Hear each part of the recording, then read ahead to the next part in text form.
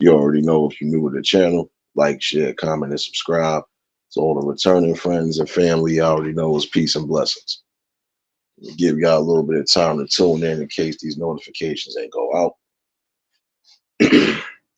Danielle, what's going on, baby? First things first, y'all already know. Hopefully, everybody having a blessed and productive Sunday.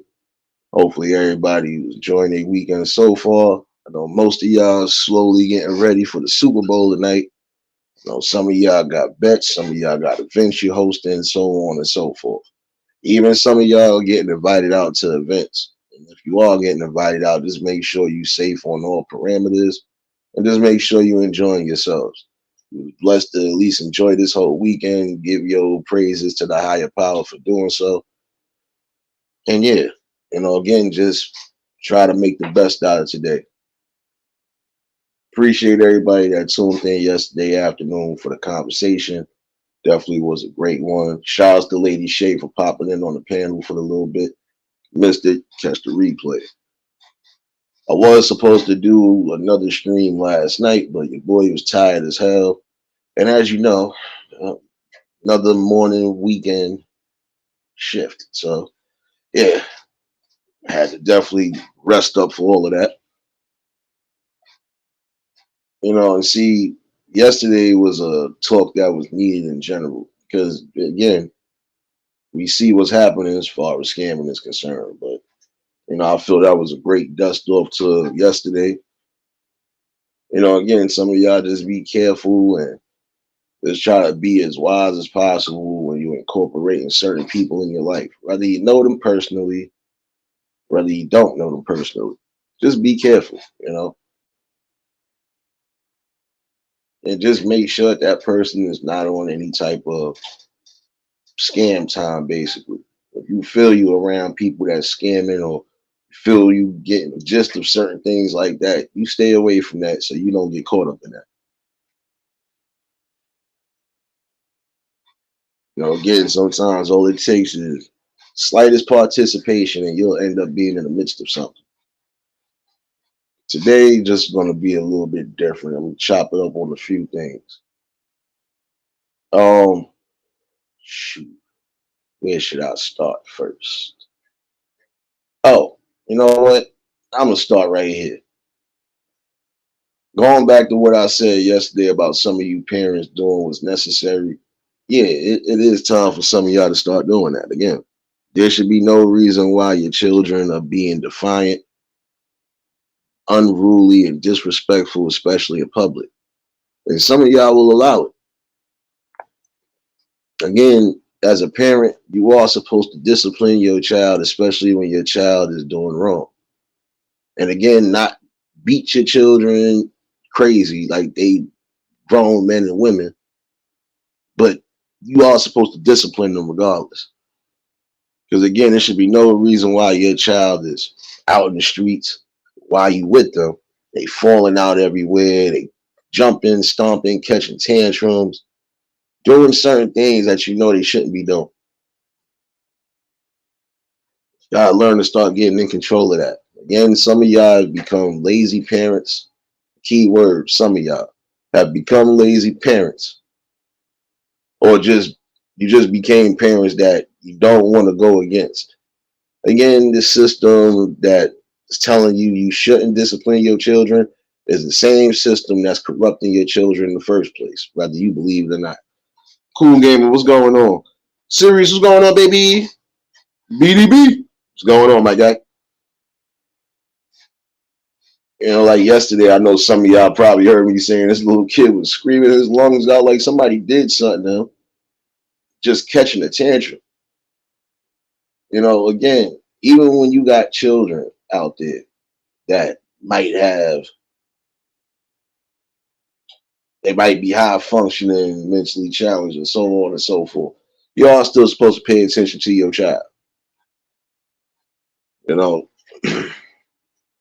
there are a lot of you. I'm gonna break down two different scenarios today, but I'm gonna break down this one as far as code and ethics when it comes to being out in public with your kids. I remember, shoot,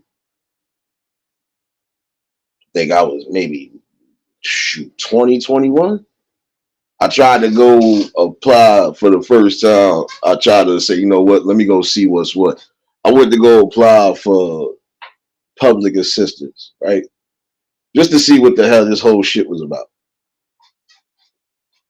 And even while sitting in that office that day trying to get paperwork done and do whatever, it's crazy how throughout the whole day I was in there, and I wasn't in there all day, but I was in there for a couple of hours because they just was crazy packed in there. Half of these people coming in with their kids is running around the office buildings wild crazy, screaming, yelling, hollering, just unruly, being unruly. And here it is, the parents, instead of them actually disciplining them or sitting them down somewhere, just allowed it.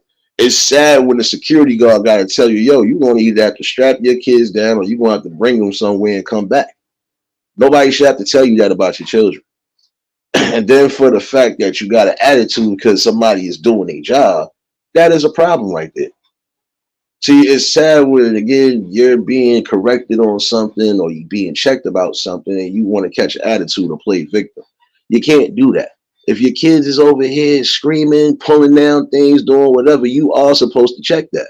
Yes, we know some of these kids are hyper. We know some of these kids definitely got a lot of energy, so on and so forth. But again, if you know you got to go take care of business, you got two options. You either going to find a babysitter that's trustworthy, or you could do that virtual call or that virtual whatever right now. Because obviously, some of y'all just, I granted you have situations where you can't really trust people around the kids or you can't do whatever with the kids. I grant that.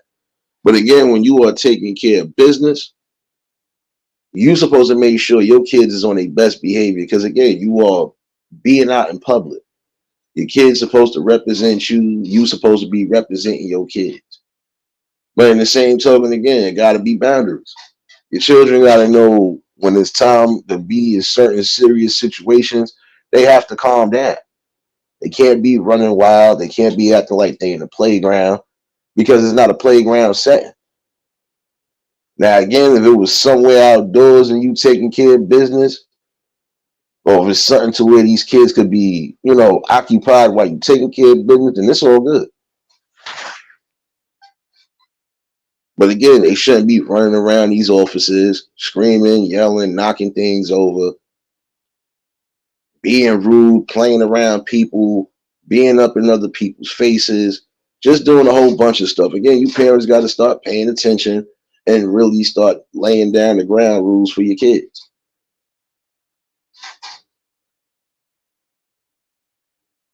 Cage, what's going on, my guy? I'm sorry, but you have to. There is supposed to be etiquette and codes and decorum when it comes to dealing with what you got to deal with. Prime example, even if you do have an interview, and I'm not saying so much as just anything as far as government work is concerned or government help is concerned. You might just have things you need to take care of. You might have to go, prime example, you might have to go take care of something as far as your social security, so on and so forth, right? But again, if you have to bring your kids with you, your kids should have manners and have decorum when it comes to being in these type of places. Because that'd be the first thing. And then you'll get upset when somebody tells you or says something about you or says something in reference to your situation. But again, you're not making your situation better when you're allowing your children to just run all over you. You're not. I think that's the craziest thing when people think you're supposed to just go throughout life and nobody should say something to you or nobody should check you on something. No, if you need to be corrected, you need to be corrected. And again, you don't have to always physically discipline your children, but your children should have enough respect to know once you say something or once you give them a certain thing, it's time for them to chill. See, there was certain times, even prime example, the days of Big Mama. If Big Mama had you and she still had to go do something, and she had to take you with her, or even grandfather. They wasn't playing that. They was not playing that you running around doing all this extra stuff without having some sort of discipline happen to you. And there's times that you don't got to get physical. Sometimes your voice alone will deter them or will kind of scare them. And it's not saying just to scare them as a scare tactic, but come on, they should understand that when things are being, done, things are being serious, they need to be calm. Because again, how can I expect to process or receive any type of information that I might need that's important if my kids are screaming loud, acting a fool, jumping around on things, and just being in places they ain't supposed to be at. That's another thing I'm gonna talk about in a minute too. How some of y'all really need to pay attention to your kids before they end up being missing people or hurt people. Oh yeah, I'm going in today for a little bit. Going in.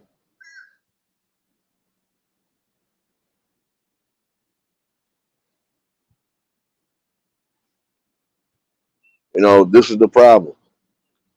Not paying attention, solely not paying attention. Then your kids end up being in a situation they ain't supposed to be in.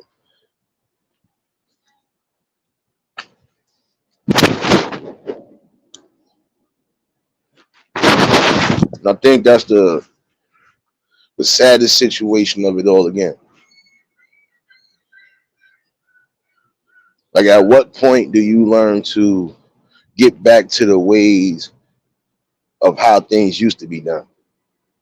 You had two options in disciplining your children. And if you wasn't going to be physical, yes, you had to be verbal, but you still had to discipline them nonetheless.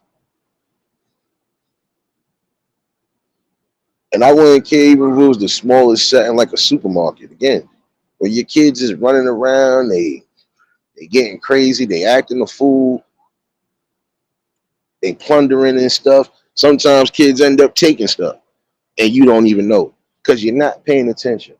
Your kids are supposed to be with you and around you, especially either they still toddler age, or I would still say anything around the age of 5 to whatever. Period. Because again, if it's a big supermarket or something along those lines and your kid get lost, now you gotta race against time to find your child. Realist, what's going on, my guy? Y'all already know if y'all just tuned in at the like button. Doesn't matter if it's a small setting, big setting. Start paying more attention to what's going on. Like I had told y'all recently, in my line of work, man, you'd be surprised how many times I done had to reunite somebody with their damn parent or vice versa. I had to bring parents to where their children could have been or where they was at or where they are at, and it's crazy. Because again, you're not solely paying attention to what you need to pay attention to. Your children are your pride, your children are your main responsibility, and they are solely in your possession for that. Watch out over them. Make sure that there's no underlying situations that's going on.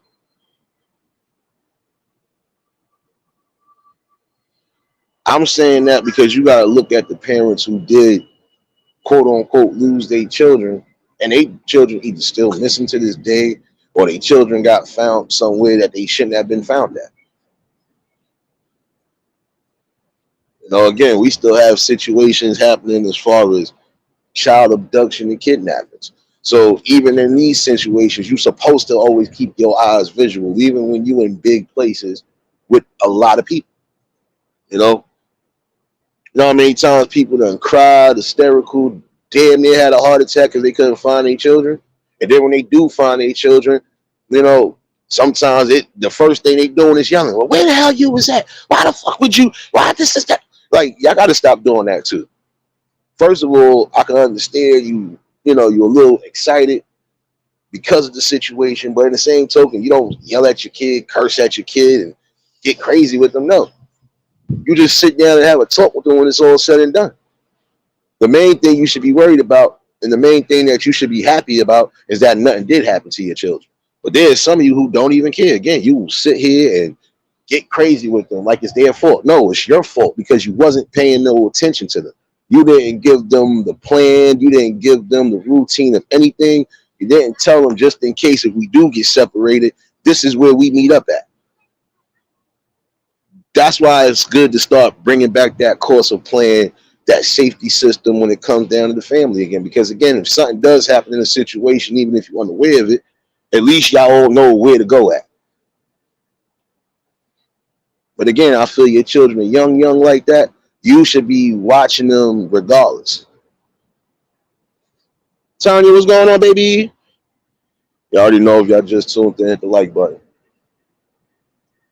But this is the crazy part about it. I mean, because again, nobody wants to ever have to worry about their children going missing or worse, right? But in the same token, you still have to pay attention and really be on monitor mode. Like, nah, let me make sure my child don't wander off. Let me make sure my child is not talking to any type strangers, so on and so forth.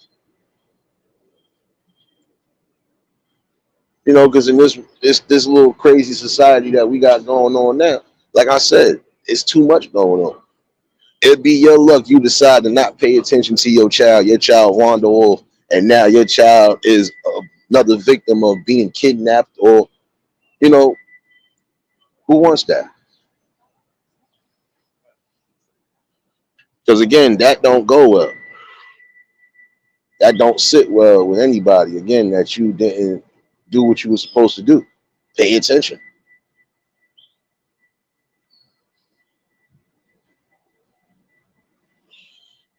Like you in a mall, prime example. Y'all should have a meetup place. That's anywhere you go. Even if you decide you want to separate from the family, y'all should all have a safety net and a safety plan on how to move things, for example. Again, you might be in the mall. If y'all all in a specific spot that you're aware of and that you know well and dear where it's at, place that right there. Look here, in the event we get lost, we're going to meet right here at this store right here. Something simple. This way, you ain't got to worry about these type of abductions and stuff like that happen. Start paying attention more in your community about what needs to be paid attention to. Stop focusing on the nonsense. You know, again, this is something that is continuously happening at a high scale. Children going missing, teenagers going missing. They either getting wrapped up in that pool that I'm talking about, or they just end up going elsewhere, or some of them just end up leaving because you never know what situations is going on at home. But again, that's still another missing child that could be another victim at some point. We done heard countless stories of children being lost, being abducted, being put either into that sex trade or getting put into that situation of the black market. Oh, we got a baby, we got this, we got that. We gonna send them off here.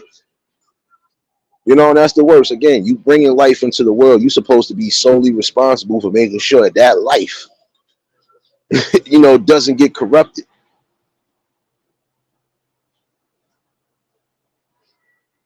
It's a sad day and time now, again, when you parents are more focused on some of you are focused more on your social media devices. You're more focused on who's doing what, who's doing this, instead of focusing on what your kid needs and what your kid need to be protected from. London, what's going on, baby? And again, I'm not saying all parents. I'm saying some of them, because some of them need to hear this message. Because there's some of y'all, again, y'all got your priorities messed up. Your priority should always be not just self-preservation, but preservation of the life around you, period. Your kids, nieces, nephews, whoever. You're not in charge of that. You're not in control of that. Expect all the worst to happen.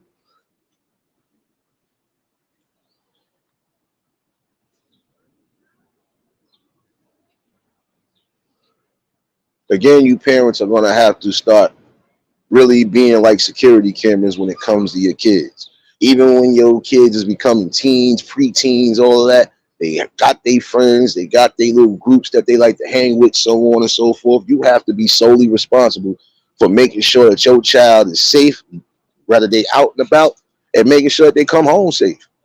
When you're not doing that type of job and that responsibility, we always get these type of tragic ass stories. Prime example, I'm gonna bring up a couple other things. Some little local news I've just heard not too long ago. So apparently they looking for a 15, well, no, they just arrested a 15-year-old migrant for trying to assassinate a cop. Make that make sense. And you just got in the country. How are you trying to plot to take out an adult, number one? Especially an adult that has a title, number two. And you're still new here. You probably don't know the language, none of that. So how did you manage to try to assassinate somebody? Where are the parents at? Now, I'm quite sure you didn't come here by yourself. And if you aren't here by yourself, again, where the hell are your parents? Jimmy P, what's going on, my guy?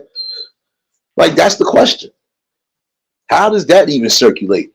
That a 15-year-old is about to go to jail for an attempted assassination. Make it make sense.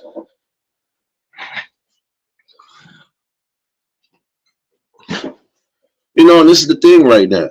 This is another reason why I said parents got to start being more aware. We have a situation right now where we are still having migrants come throughout the damn states. And some of these migrants have already done created a shitstorm. Excuse me for saying it that way. They did. Now, again, you got migrants that are attacking not just adults, elders, they're attacking kids too. You know, it's crazy. This is why I said you got to be more vigilant. You got to be more responsible and definitely be on call when it needs to be, man. No. Jimmy, you missed what I was talking about, bro. I can understand there's certain things that the parents ain't going to be able to control, but there are other things they can control. Like, again, control your kids, make sure your kids is acting accordingly, whether they with you or not. But that's crazy, though. Again, look, this 15-year-old boy, 9 out of 10 is going to get processed as an adult for trying to do something like that. Again, where are the parents at? Now, granted, this shit is corrupt all around the board, but guess what? That don't mean you stop being a parent at the end of the day. My child ain't, I don't give a damn how mad my child is with society or whatever's going on. My child is not going to enact any type of anger or plot, and I don't know about it. I don't care. I'll be on his neck or her neck. It don't matter. Because again, when you're not paying attention to the signs, this is where things go wrong. You know, it's a two-way street when it comes to this. Yes, it's the government's fault for doing what they did, and now they backfired, and now they trying to stop all of this. But again, you got to watch the parents because there are some parents who are not paying attention at all.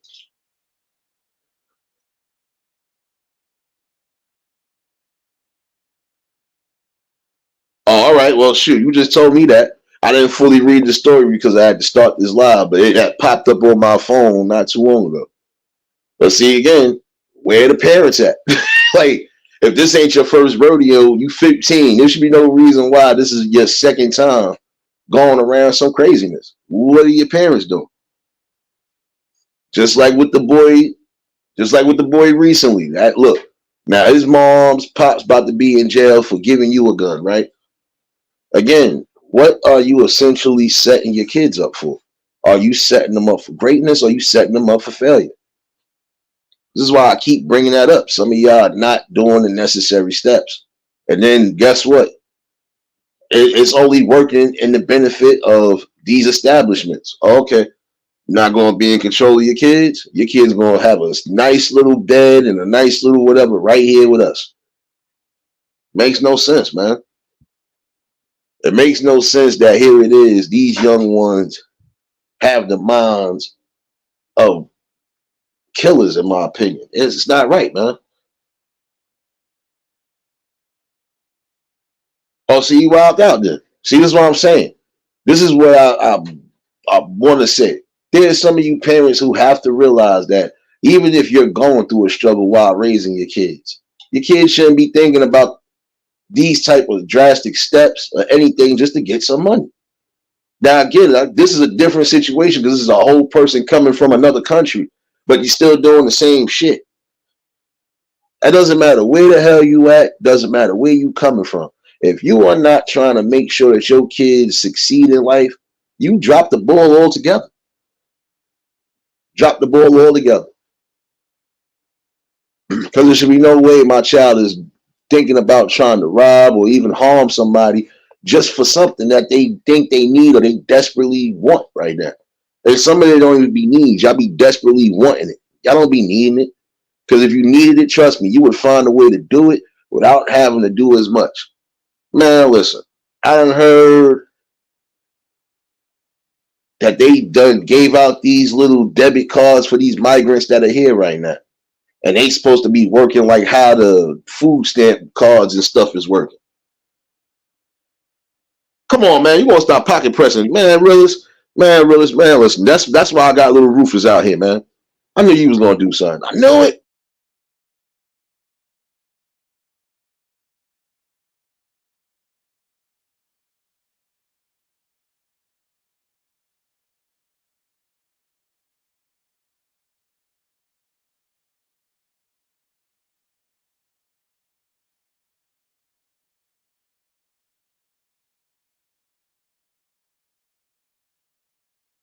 Damn chat, man. I'm nah, it's all good. We all get pocket down or pocket sniped sometimes. It's all good.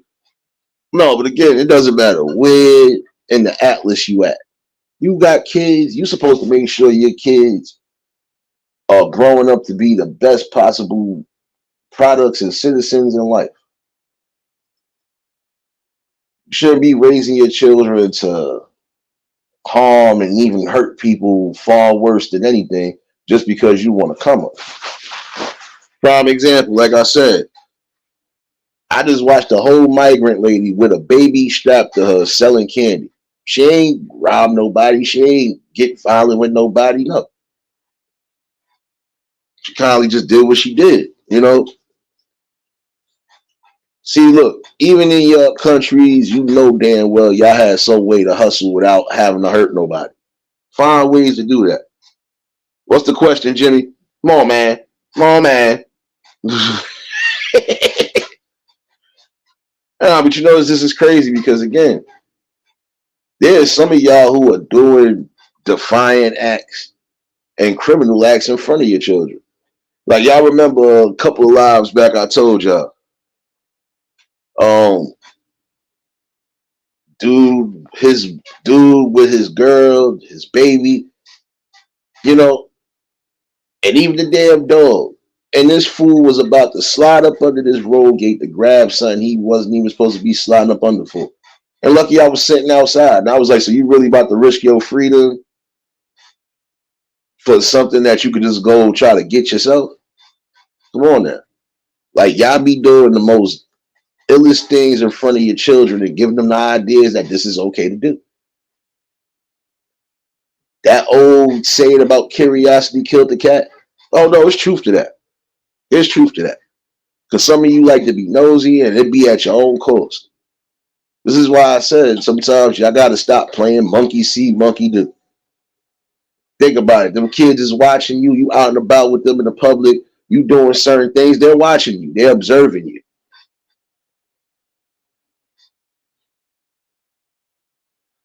Nah, I know that part. I know that part, bro.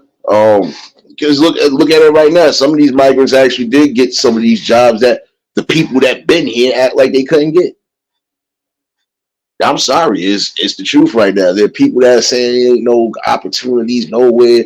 Some of the opportunities that you really have is about to be gone because if these migrants keep coming in, they keep taking whatever, y'all ain't gonna have nothing. I believe in a purge happening. I don't know about the worldwide purge, but I believe in a purge happening in certain spots. Because again, look what they're doing. And the main ones that's going to be purging and doing stuff is the ones that's not from here. That's what I'm saying. Look here. There should be no reason why I bring kids in the world just to show them how to do evil stuff. Or I just show them how to live under a certain. No. I'm going to try to make sure my kids reach to the highest potentials that they can. And not just education wise. Look, whatever it is you want to do in life, as long as you keep being humble, as long as you staying grounded, as long as you remember these key principles and rules in life, you should be straight no matter what it is you do. Nah, that's a whole fact. But see, that's gonna be their downfall, Jimmy. That being lazy and not really applying yourself. Now again, there's no way you're gonna tell me there's some migrants who had just came in here, not even a whole 2 months, and got a job. And not just because, oh, they felt sorry for them. No, they applied and did what they were supposed to do. Whether they speak full English or not. They took the opportunity and they did what they needed to do. Some of y'all not doing that.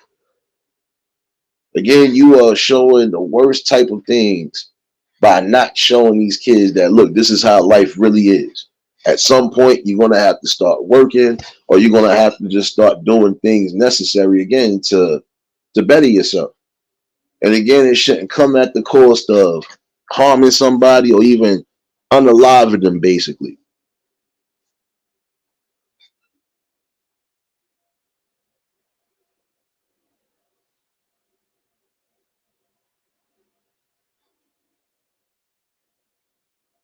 That's crazy.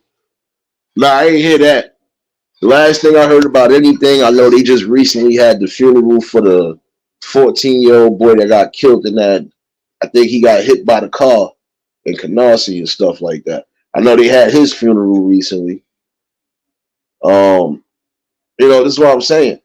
And even that right there, again, 14.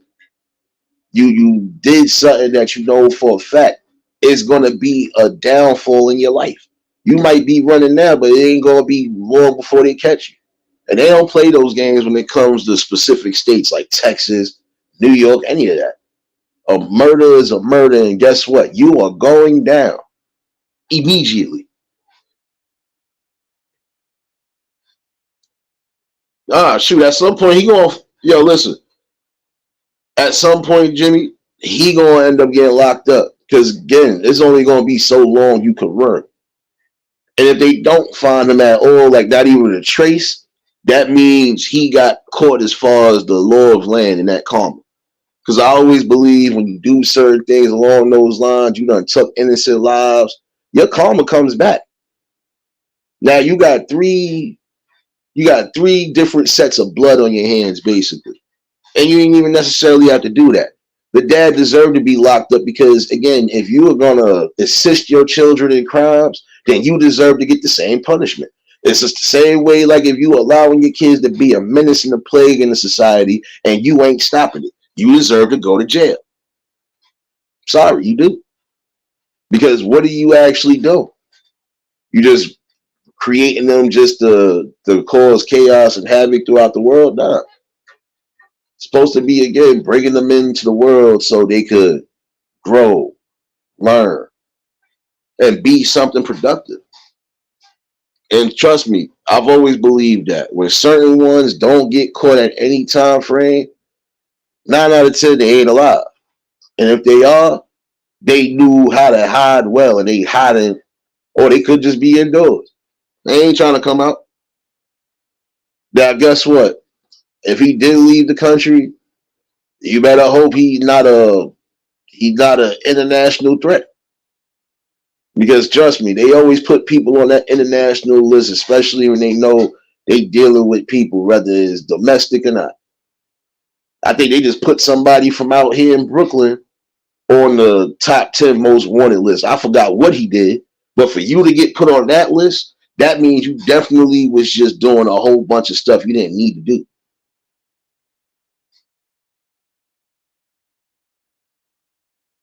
This is what I'm saying. They always say if you can't find the body, that it's a possibility that person is still alive, but it's also a possibility that person might not be here. It all depends. But this is what I'm saying. Your children should be well rounded, well educated. I knew parents who didn't have the best of educations, but they made sure their kids got it. And just like they focused on getting their education too. See, again, nothing in life stops just because you're getting older or because you feel like you didn't accomplish enough. No, you still got time to accomplish and do things. Even when you got children, you still got time to accomplish things, focus on things, and still keep that balance going. Again, it's sad because again, look what is being shaped right now. That again, even if they find that, even if they find that boy, right now, you say he been on the run for 4 years, so he 18 now. Hopefully, he ain't do nothing outside neither, where he could have got wrapped up. And guess what?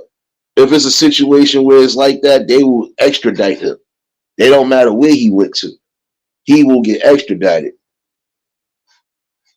You still got to face for that crime because you did it here. Christine, what's going on, baby? That's the craziest part about it. You know, craziest part about it again is that again, you committed a crime here. You ran outside the country, but guess what? If it's that serious, they are going to do what they need to do and find you and bring you back here. There's some of you who need to think before you do things. Because depending on what you're doing and how you're doing things, it can end up being federal, whether you believe that or not. James, what's going on, my guy?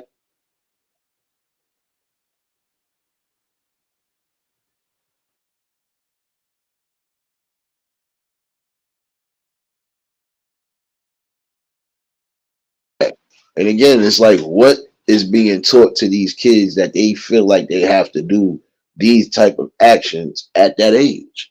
Again, a 14-year-old should not be having to worry about going to jail for possibly the rest of their life or possibly being executed. Because there are some states they ain't playing around. They will be quick to execute you before anything.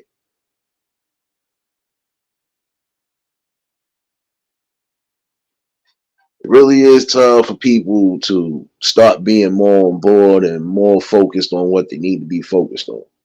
Some of you parents, again, I don't care what part of the world you're in. You got kids, you wanna you wanna make sure your kids is on the right road. Again, you gotta show them the best possible options in life. Even when you feel like there ain't no options, you can create options. You can create opportunities on either angle. See, again, like I said, that migrant that was on the train with me that day, she literally is doing what she needs to do. She ain't out here begging. She ain't out here panhandling like some people be doing, panhandling for nothing. She's trying to work hard to do what she got to do. Even if it is just selling items as far as food is concerned, that's still a hustle right there. That's still a way to keep some money in your pocket. Any type of legal hustle where you don't have to harm nobody, you don't have to go above and beyond, get into that. I don't care if it was selling lemonade on the damn corner. Get to doing that. You go and get your money regardless. There should be no way your child is thinking about committing these type of acts. Home invasions, robberies gone wrong, so on and so forth. They shouldn't be thinking about that. And honestly, I feel those karmas will come back at some point.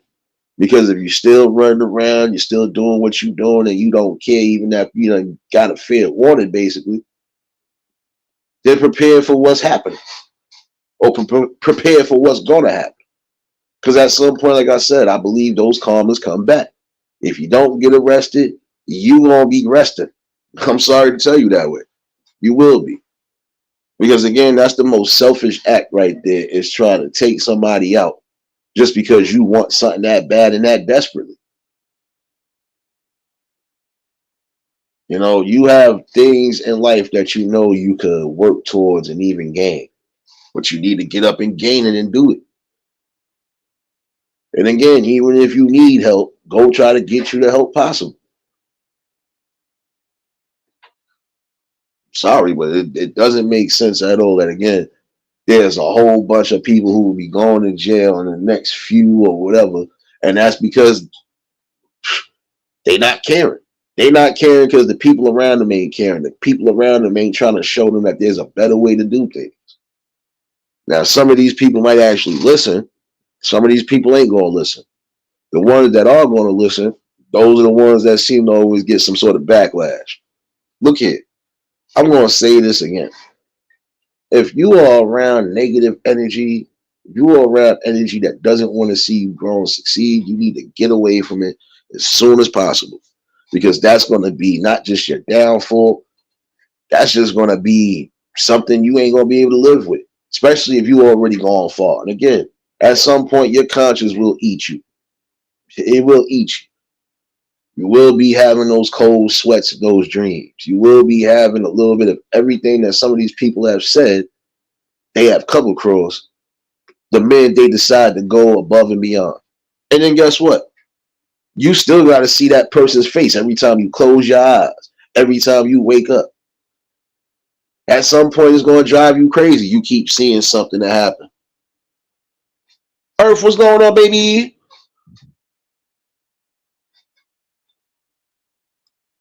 Again, no children. I don't care.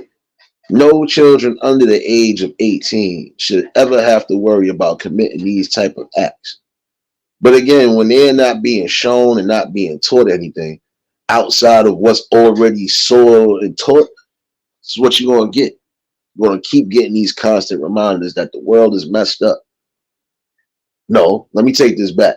Some of the people in the world are messing up the world. I'm going to say it that way. The ones who decide they're not going to raise their children, they're not going to discipline them, they're not going to show them any type of culture, anything along those lines, you are failing and dropping that ball. And you just as guilty. Missed you too, Earth baby. Hope all well with you. Again, happy Sunday and Super Bowl Sunday to everybody that's just tuned in. Um, again, it is time for some of you parents to be more active and not just visibly active. Be active, period. If you might have to pull your child out of a situation physically just so it don't get left, do so. And there are some people who I'm not going to lie, they should never be parents because you already dropped the ball before they came out the womb. You're not preparing yourself for another mouth to feed. You're not preparing yourself for something great. You're already giving up. You're already showing that you don't have no type of wit, wisdom, or IQ to hold afloat anything. And again, I've always felt like this. If you are not prepared for children in any way, shape, or form, do not have them. Don't bring them into the world. Because what are you bringing them into the world for to show them? Or what are you bringing them in here to do? Are you going to teach them anything? Even if you're still learning certain things, you still supposed to be learning and passing that education. Again, it's supposed to be a ladder of success. Education coming from up supposed to come down, and then the education that was tucked down there is coming back up the ladder. Because guess what? Things we don't know, they know, and vice versa. Things that they know, we already do.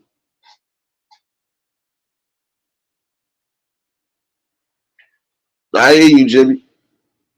You know, but even still, if you're gonna be doing whatever, the best circumstance, like I said, making sure that you with the right counterpart, number one, and making sure that y'all create this united front to make sure the kids are safe. Because again, it takes two to tango. It takes two to bring a kid into the world, and it also takes two plus to help start, putting these kids in the right direction. Because again, it's not just parents. Yeah, it's what they learn at home. But guess what? Everything could go out the window the minute they go outside that door. That's why it's good to instill what you need to instill with your kids. Look, you want to be out and about with your friends. You're making sure that you in these specific areas you need to be in. And if you're going to go anywhere outside of anything, you need to call me or let me know something so I could give you the rundown. You know, I could, like I said, I could respect my moms because it was certain days that she would allow me to have my freedoms when it was with people. But then there was other days, nah, you ain't playing games. Bring your ass home. Especially if she already knew the streets was getting wild. Nah, you bring your ass home. You don't need to be out there being a part of nothing.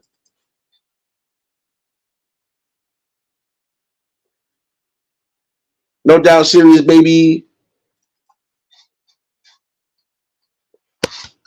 Glad you got to your destination safe, baby. But this is what I'm saying. It doesn't matter if you bring one child in the world or if you bring more than 5 children in the world. Again, be prepared for what you need to be prepared for. Teaching and educating. Also, giving a fair balance. Learning when to be compassionate about things, learning when to really sit down and have these talks, even when they're uncomfortable. Again, that's your job as a parent. Even with the uncomfortable talks, you have to talk to your children before anybody else does. You're going to have to break down certain things because, again, you don't want them learning anything from anybody else. And the minute you see that your children are either doing certain things or bringing certain things within the aspects of the home that wasn't done before, you need to start finding out what's going on. That's just like if you don't curse at home, but your kid come home cursing up a storm. You gonna find out who the hell he's learning these curses from. You're gonna find out what's what as a parent. Come on. And it just doesn't make any sense now that it's become lazy parenting that. For most of the parents who are doing what they need to do and raise their children into adulthood, especially on the right path, you know, more power and more praise to you because I know it wasn't easy. Especially with dealing with certain things we have right now. Sometimes your kids are getting wrapped up in situations with their friends, and then now it's like a bad outlook. I feel like this. The minute my child is in a situation where they're getting arrested along with friends, nah, those friends are no longer to be, no, no. You're gonna have to reevaluate your friends because again, your friends should never have you in a situation where you getting yourself locked up, or your parents gotta come get you, or so on and so forth. That's crazy. Crazy that this is how they think about it nowadays. Like this is how it gotta be.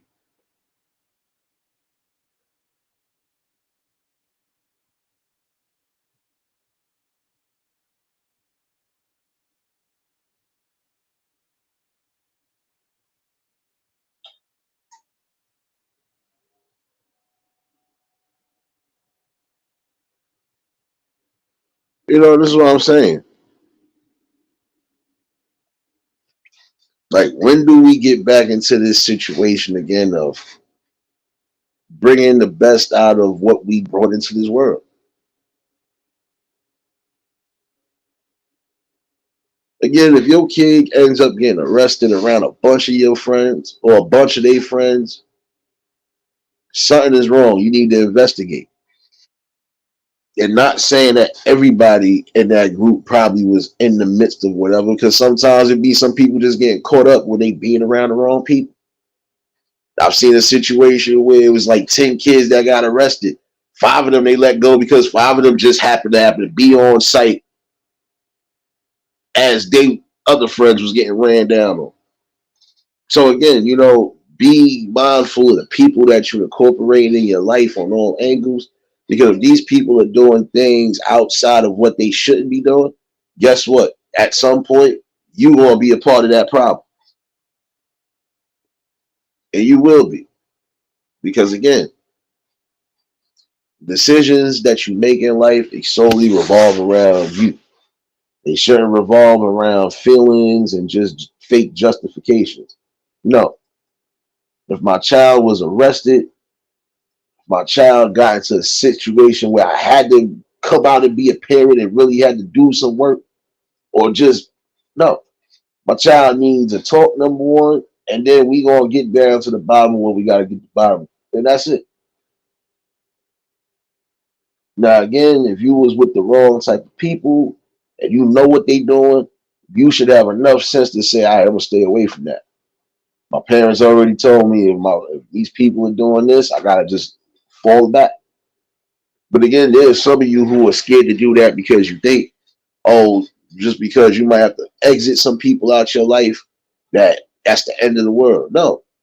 Now, when you end up being successful to a degree, and those same people that was dragging you down are still in the same positions, what will your message be then? My parents was right. I had to get away from this. You know what? I did the right thing by moving myself away from this.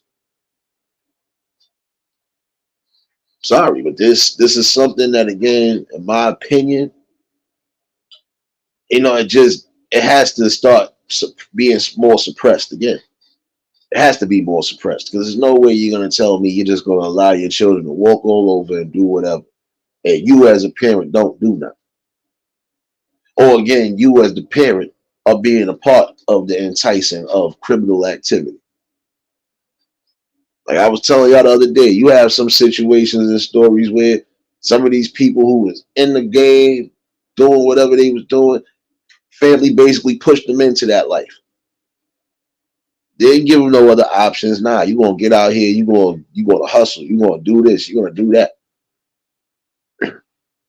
Again, when you pushing kids out into the world like that, like they're adults, that's the worst thing because now their mind is being corrupted even more. If I'm pushing my child more towards the streets, guess what? At some point, my child gonna be in the streets doing shit they ain't supposed to be doing. And if I don't check it, if I don't correct it, I could expect two things: an early funeral, or I could expect to be visiting you in jail. Why should you have to go through that as a parent? Your children should be able to get it right. Now again, when they get into adulthood, if they decide they want to fall off and do whatever, that's on them. The only thing you can do again is pray and still try to be the best parent you can be. Give them the best advice when you can, and just try to solely make sure that they don't keep making the same mistakes. Next, see what's going on, baby. I already know if y'all just tuned in, the like button. If y'all new to the channel, like, share, comment, and subscribe. But again, that's a solid danger right there. It's dangerous again when you are playing Russian roulette when it comes to your life, your kids' lives, and you ain't stopping and checking that. Again, there's some of y'all who be committing acts and committing all sorts of foolery and stupidity around your kids. Again, they are observing everything. They are watching everything. And 9 out of 10, that's exactly what they're going to end up doing. They're going to follow what you was doing. Just like I was saying, it's all right. You want to get your little drink on, you want to get your little smoke on, whatever. You're a grown up. But at the end of the day, it's still when and how you do things. I'm not going to be in front of my kid blowing wild crazy. Nah, my kid either going to be asleep or if they not in the vicinity, then I'm doing what I'm doing. But my child should never see me that intoxicated and acting that foolish. That's another thing that some of y'all parents are doing. Another thing, y'all got to stop. For those who are quote unquote soccer moms, sports parents, whatever you want to call y'all selves, when you go into these damn little league situations, baseball, football, whatever. Some of y'all be too damn hype and too invested. Look here, it's a sport. Sometimes you're going to win, sometimes you're going to lose. If you're losing, or your child's team is losing, that doesn't mean you start acting the fool. That don't mean you start having fights with people and other parents that's in that vicinity too. I don't care what the situation was. If it wasn't no fear, if it wasn't no real disrespect or anything along those lines, just focus on your children. Stop having these fights and these discretions in front of them. And that's embarrassing when you are getting arrested at that event. Your kid is still there. How do you explain to your kid why you going out in silver bracelets? Make it make sense. Oh, I already talked about that a couple times. Next year, I'm bringing that back up though. And that's another thing. Again, enticing them to do things that they ain't supposed to be doing. You're the parent.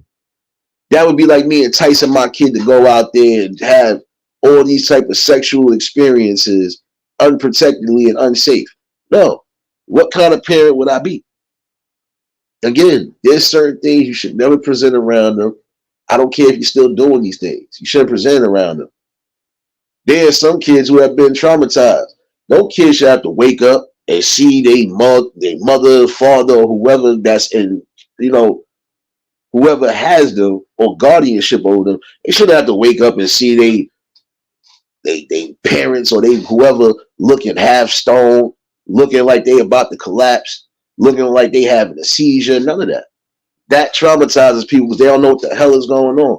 Just imagine how many people probably did come from a family where it's drugs, and I'm talking about the heavy drugs. Forget the weed and the alcohol. I'm talking about all the other heavy drugs. Just imagine how some of them kids felt. Imagine how some of them teens felt, not knowing if they mothers and fathers going to live to see another day, or they happening to wake up, or they happening to come in, parents overdosed, so on and so forth. There are a lot of different stories out there like that. Some of them don't get publicized, but again, this is an act, and where guess what? This is an act where you have to be more involved. Nene, what's going on, baby? You know, this is the thing though, again. Certain things you should never do around your children. Shouldn't even be encouraging them to do it. Should I be encouraging my child to be drinking at an early age? No. Should I be encouraging my child to be smoking weed or doing any type of heavy drugs, pills, or whatever? No. They don't need it because guess what? Their bodies are still developing, their minds are still developing. And you're cutting that short. You're cutting that lifeline short.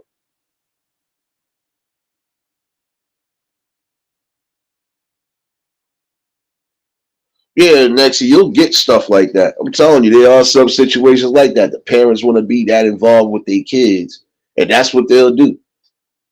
Like I've always said this: adults should never be partying with teenagers or kids. Period. They shouldn't even be in the same vicinity, not unless there's specific events going on, and it better be like family events. That's the only way I can see adults and kids even partying together like that. It gotta be some sort of a concert or some sort of event to where it's bring the family, bring this, bring that. I'm not gonna be having no damn parties trying to fit in with no kids, and I ain't trying to have no kids fit in with me neither. And again, that's the most irresponsible parenting when you are just being friends with your children and not being a disciplinary and setting that rule and example. No way in the hell I'm gonna be having a drink with my kid before my kid turns 21. There's no way I'm gonna have a smoke with them, cigarettes, none of that. You ain't looking. You better figure out what you gotta figure out and just keep living life. You ain't gonna be doing nothing I'm doing. When you get old enough to make your own decisions on what you gonna do, then you can kindly do so. Appreciate you for dropping those links, serious baby. Working harder than the IRS, trying to give people back their tax money, baby. But just what I'm saying. My kids should never have to worry about being around certain situations that they shouldn't be in, period.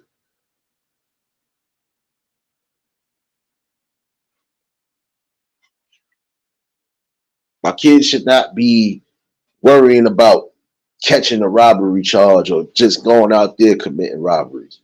My children shouldn't be worried about trying to be adults before their time, being irresponsible. This is where you get some of these young parents coming from now.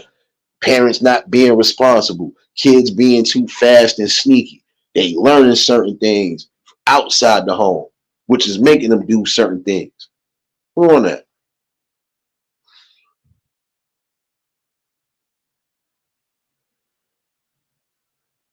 And I don't blame you, Lexi. Look here, I don't blame you because in the long run, again, what does that really say? In my opinion, that's borderline creep behavior and creep activity.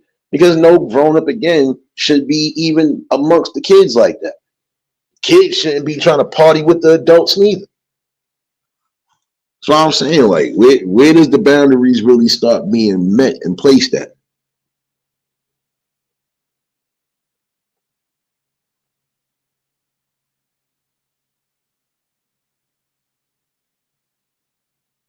Nah, like, really, this the thing again. It's not saying you got to be a tyrant, a czar, nothing when it comes to your children. But yeah, it's still supposed to be boundaries set, period. Even if I'm gonna allow you, prime example, to be out and about with your friends and stuff like that, again, remember, act accordingly. Keep yourself and keep your nose clean.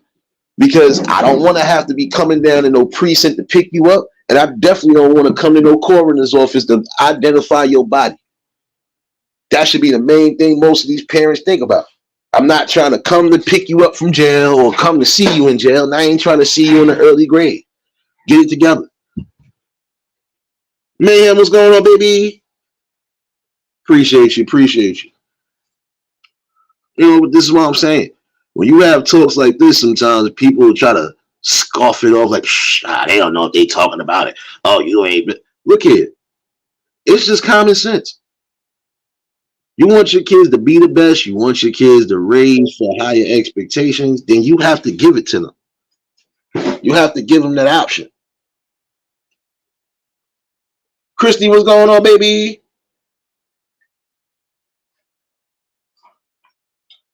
It's supposed to be patience, like on all levels. Like parents, yeah, you got to show some sort of restraint and patience because there's going to be times when you won't feel like you're about to lose your temper over certain things.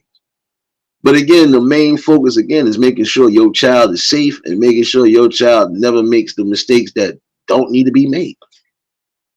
Because again, now look, your child does something, ends up taking a life or taking more than one life, they can't give those lives back. And then again, you setting yourself up for the ultimate failure. Because now look, you either going to be on a run, trying to run away from your problems, which you can only run but so far before you actually fall or before you actually get stopped. They shouldn't be focusing on that. They should be focusing on trying to live the best life possible. And again, you can't give somebody back their life. This ain't GTA. This ain't no respawn buttons on here. These people can't get their lives back because of your actions and your situations. So again, it's kind words of advice. In my opinion, again, think before you do things. I don't care what aspect of life you in right now, and I'm saying it that way. You want to be a street dude, I be a street dude, but make sure you got those principles and codes, like how most of the old head street dudes used to. Saying that's the worst thing in the world again when they not being taught nothing outside of what's already being taught and what's being given to people.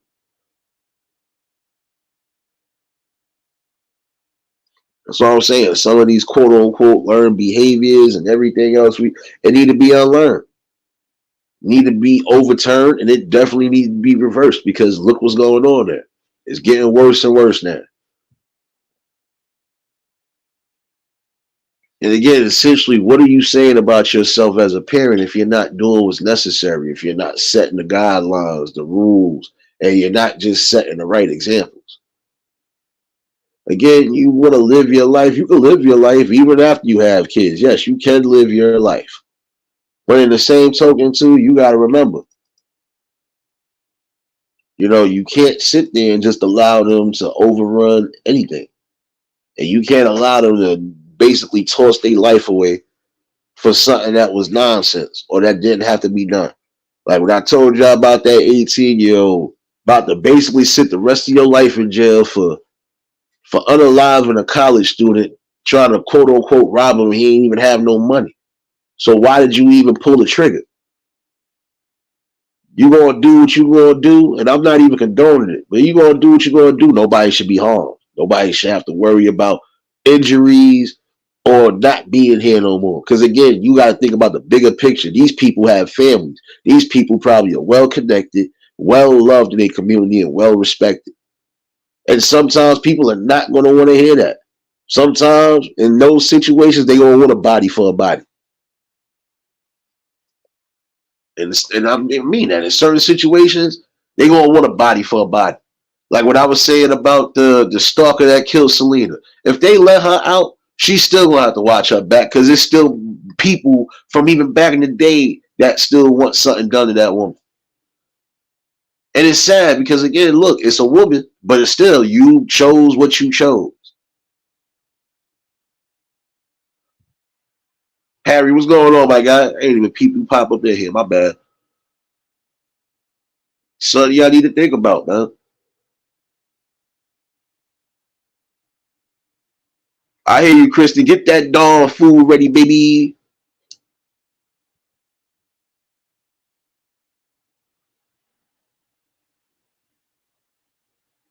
I don't blame you, Lexi. Look, and that's how you got to set the rules and boundaries if you have to sometimes. It's the only way they going to get the picture sometimes. If they ain't going to get it when you tell them something or sugarcoat it, you got to tell them the real, raw facts. If you do something that you know I didn't teach you, if you did something that I know for a fact I didn't raise you to do, hey, you have to take that accountability and responsibility. That's what I'm saying. I remember there was situations where parents would go see their children and tell them, like, look, you made that mistake, not me. It's already my fault because I didn't do as much as I should have done for you. But hey, you made these decisions on your own. I didn't tell you to do it. You did it. Again, even down to you young folks. The decisions you make in life, they're going to have dire consequences behind them. So again, if you're the one making these decisions, you need to be making the right decision.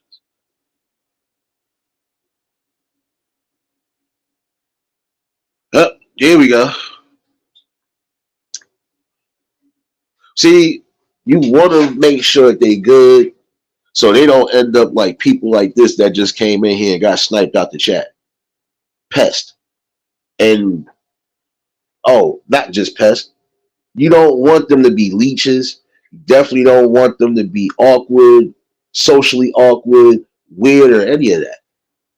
So yeah, make sure you're not raising your kids to be like this person that just got kicked out the chat. Raise them to be something and actually give them a balance. That's why it's good to take your kids out when they are young. Take them out, show them culture, show them recreation, give them a balance that they need.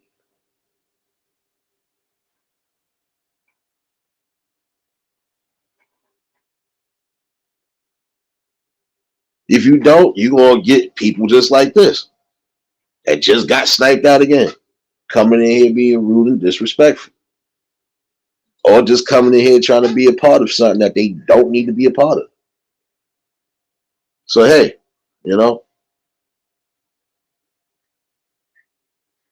again, it all lies up to you. You want your children to be successes in life, or you want your children to be trolls and idiots in life.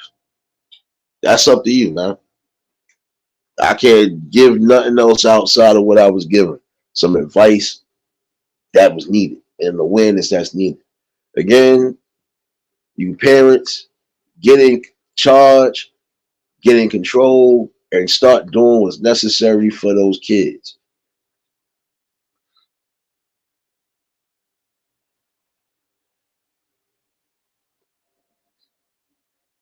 Nah, listen, Realist just said something that was real. Matter of fact, yeah, hold on. Let me put it up here for this one.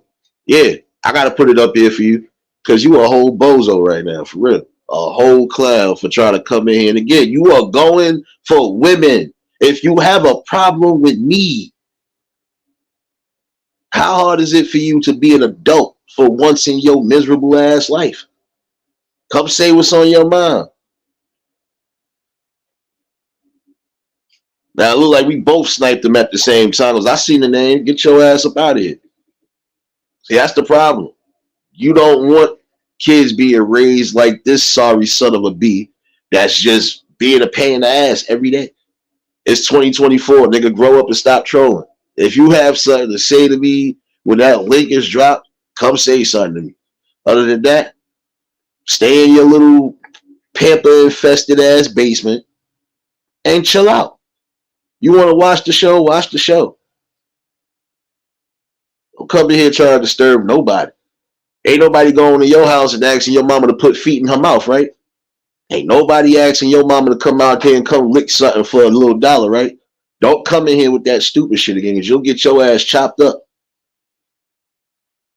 I'm quite sure you already know that. When I get on one, I get on one. And your ass don't appear for the next few weeks. Don't let me have to go back to that road again. You see why I got the baby in my hand? I'm trying to show y'all that there's life and growth, son.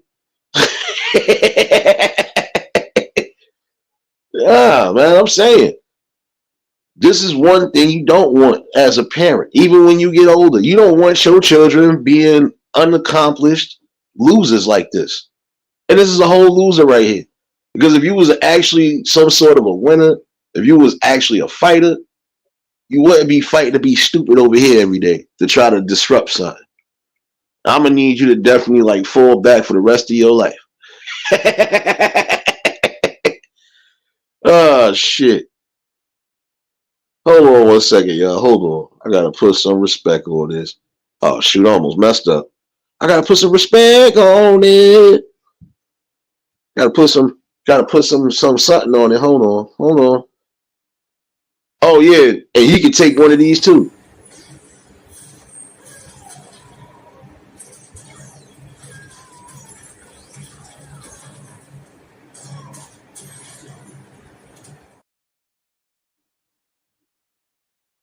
Matter of fact, let me give one for good measure. My bad. You know I gotta give one for good measure. Nah, I gotta give this one though to appreciate you for that cash app, baby. But you know you gotta get this too.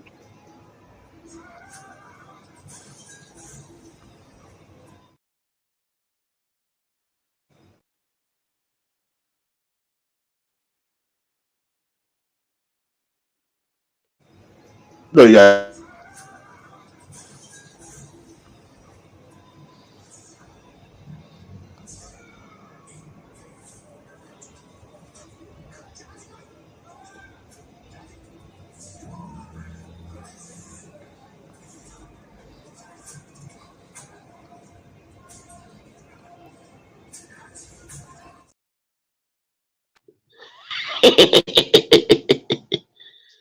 appreciate you for that cash app, baby. Kev, what's going on, my guy?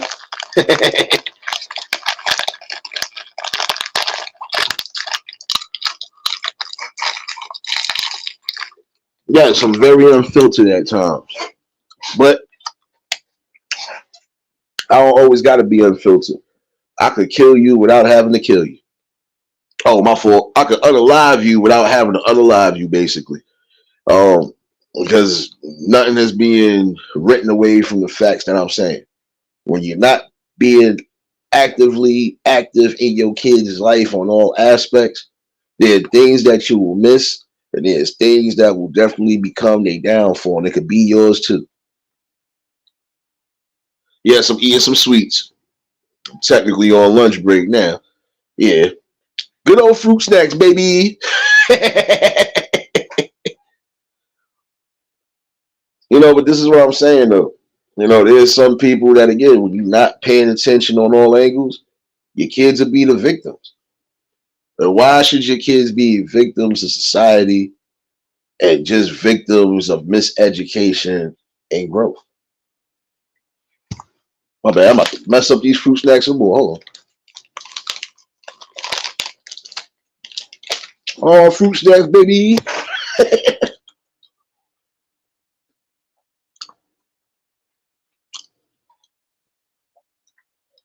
The retraction. What did I do there?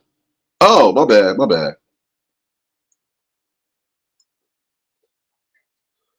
Yeah, I know. I tried not to be filtered. I know. I tried not to be. I did say it was raw and uncut. You might not like what's being said. You might not like the fact I'm the one that's saying it. But there's things you still need to accept, whether you want to or not. And I don't get away from what I'm saying. When you're not paying close attention, that will be right there, the foundation breaking, little by little. Danielle, what's going on, baby?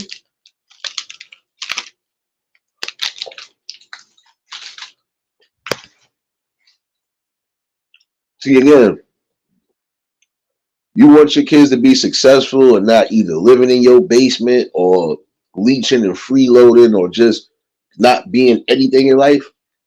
Got to push them for the highest that you can push them. Push them for their highest dreams and expectations. It's not an easy job, but it's not a hard job either if you allow yourselves to get out of your emotions and start thinking more logical. Hence why I said the parents have to build that united front. Even if you are a single parent, guess what? You still are supposed to be making sure your kid is learning and making sure that your kid is growing the best possible way. Look what my mama done raised. My mama done raised a smart young man. No, let me get this right. She raised a smart boy to become a smart man. Still a smart man to this day. Because I knew what I was going to do. I knew what I wasn't going to do. I know what I'm willing to do. I know what I'm not willing to do. I'm willing to learn. I'm not willing to learn the BS. Period. And may she rest in peace. My mama gave me damn near every piece of everything. Not saying that it can't be done in certain instances on a single parent tip, but it is harder. But yet and still, it needs to be done. She didn't raise me to be no emotional, weak ass man. I'm sorry. My anger and my aggressions, they don't even come from her. Yeah, I got some of her anger, but those angers and aggressions don't come from her. That's just a collective of both. My pops wasn't no slouch either, regardless to him not being there like that. That nigga wasn't no slouch. I think I got the calmness from him to a degree. Because my mom was calm, but she'd still let you have it. Don't give a damn. She'll let you have it right then and there, like how I do it. But I got the calmness from my pops because I let certain things wait for a minute before I just burn it down. That's what I'm saying. You know, whether you raising your child by yourself or whether you raising your child with your significant other, or if y'all got a common grounds amongst the baby mother, baby father situation, your kids, they are the most important thing. They are the most important aspects to remember to look at.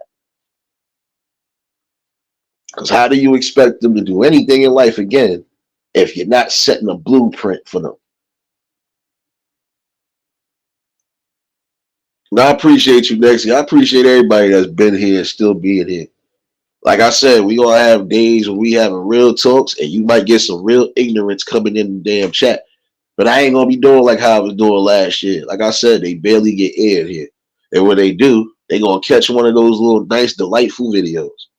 That's really about it. Because again, they ain't taking away from what's being said. And 9 out of 10, this person probably has kids of their own, and they teaching them nothing outside of being a menace. Grow up. That's what you need to teach these kids. You can't just do whatever, run around doing whatever, saying whatever. That's another thing y'all got to start getting back in tune with. Start teaching your kids etiquette and start teaching them respect, especially when it does come to the adults, the ones who are actually on their square as far as being an adult and not acting like a child. They should be respecting those who are out there grinding the real way. Like, come on now. It should be a respect level. Respect your parents like you would respect your grandparents. And some of y'all should be ashamed of yourselves because guess what? You wouldn't allow nobody to disrespect your grandparents, especially if you really love them. So how do you feel comfortable disrespecting somebody that could be somebody else's father or grandparent? Make it make sense. Start teaching them that. Respect goes a long way. Same way you could disrespect somebody, they could disrespect you. And sometimes the disrespect can come back 2 times worse on your end. Should it have to get that way? No. But if you're not going to do what's necessary, then you're not going to do nothing at all. And yeah, serious, don't worry. I'm sharing all the fruit snacks. Come on, y'all. These shits are sweet as hell anyway. Shout out to them damn fruit snacks, man. I think I'm going to have to start advertising Welch's now. Shout out to those damn fruit snacks.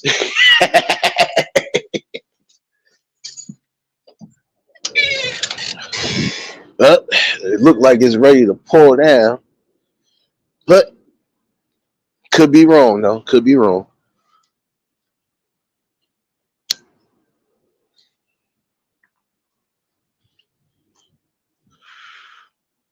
Don't laugh, James. Don't laugh. You still got my pellet grill, man. I want that back. I want my pellet grill back, man. Serious, he's not to leave the chat till I get my pellet grill, man. Nah, but I appreciate y'all though, for real. And I appreciate everybody that tuned in last night for the little music portion. We definitely had some fun, and we definitely gonna continue to have fun, even when the ignorants think that we can't. You know, that's why I said there's things that people think I'll be mad about. I don't. I ain't got time to be mad, man. Listen, I got bills to pay. I got things to do. I ain't got time to be worried about who's mad, who's upset, who feel a type of way, who being childish. I got time for none of that. Grow up. I got time to bring this work though, and that's what I'm gonna keep doing. I'm gonna bring work even while I'm at work. Like I did this whole weekend. I'm at work on the morning shift. I'm giving y'all some realness right now. I'm giving y'all more realness than some of the other ones right now. She said I got the rope. Look. Don't hog time too crazy. Just hog time to my grill and bring it back. You know, but this is what I'm saying. Like, we have a duty in life, whether we believe it or not. We have options in life. We have a lot of different things we could be producing. You know, and again, it's a sole choice. There are some of you parents who should make that sole choice to again educate the best way you can educate.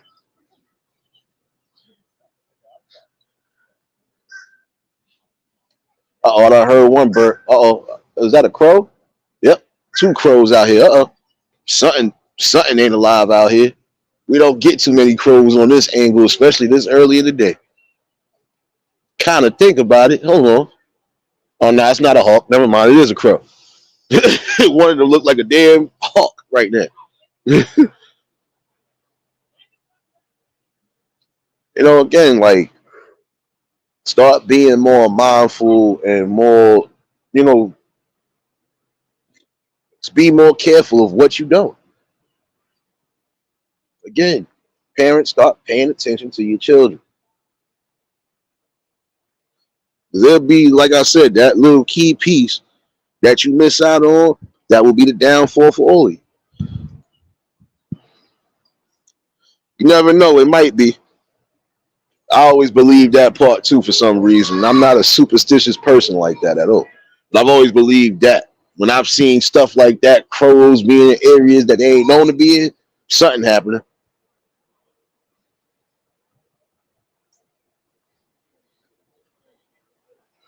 And a lot of times it be, at least out here when we get those, it don't necessarily be the murders. It'd be somebody, you know, losing their life because of health issues or because they really made it to a certain point in their life.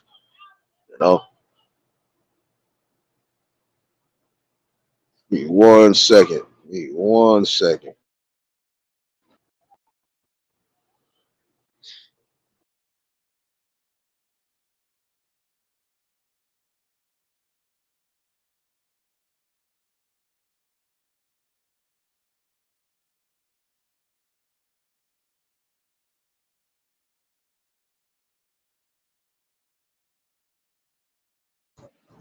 Okay, now I'm good now. Link is pinned in case anybody want to chime in on the topic today. Um, yeah, I'll be honest with you, it's just as crazy because again, you know, we see the chaos, we see certain things happening on a grand scale on a day-to-day basis. This is why y'all have to be more in control of the situation.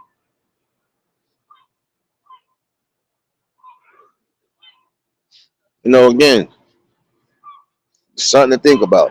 Again, do you really want to be? Did you really want to be visiting your kid behind a wall? Do you really want to be visiting your kid's grave sites? Because that's not a good look as a parent at all.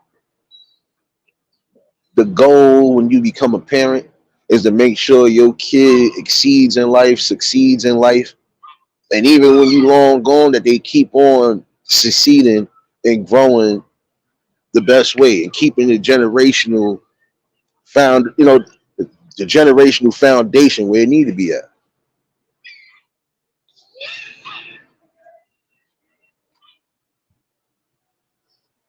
Everything that you do, everything that you say, every little action is going to be a reaction to it.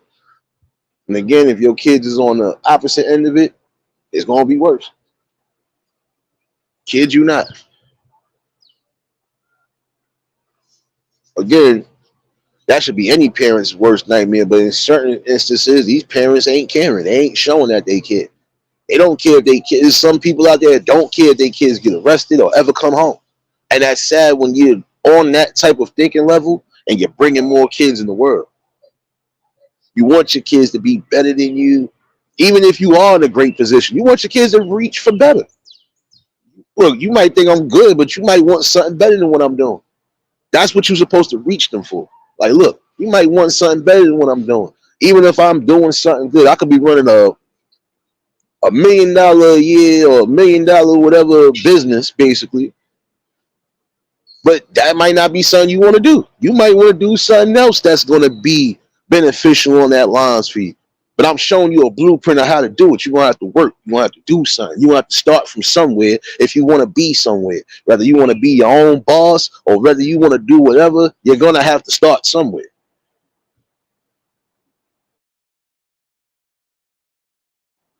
Nah, you know he ain't got it back. That's why he ain't come back yet, realist. You know that already, man. Come on, man.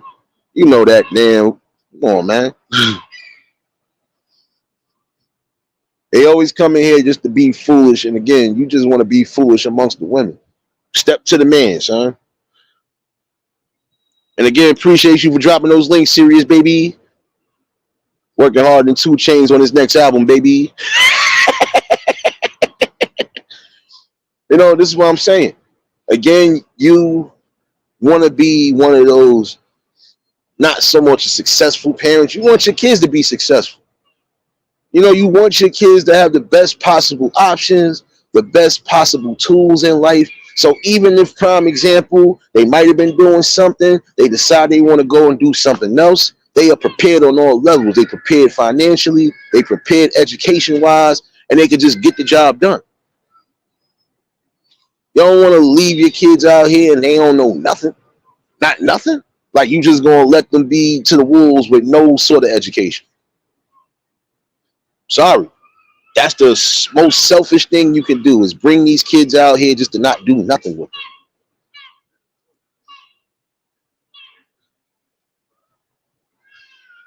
And another thing that needs to stop, again, stop pushing your kids, stop pushing your eldest kids sometimes to be the parents. Only in certain situations they should be the guardians of the household, so on and so forth. But everything else that you're supposed to be doing, they shouldn't be doing it. It's not their responsibility. That's your responsibility. And again, if you ain't prepared for those type of responsibilities, if you're not prepared to really be a parent, you shouldn't be shooting no kids out in the world, period. My view and opinion on it. Let everybody else say it. Oh, it's their choice. It's their decision. Okay. So if it's your choice and decision to bring somebody in this world, it's your choice and decision to start doing what's necessary for them. Platty, what's going on, baby? Hope all well with you, baby. You know, that's what I'm saying. Like, I commend and respect all the real parents out there, whether they got one child or 1,000,000 children, that are actually making sure all of their children are doing the necessary steps to succeed in life. They're not looking for no handouts. They're not looking for no sympathy cards. They just willing to go out and do what's necessary so they can survive and so they can just keep on growing.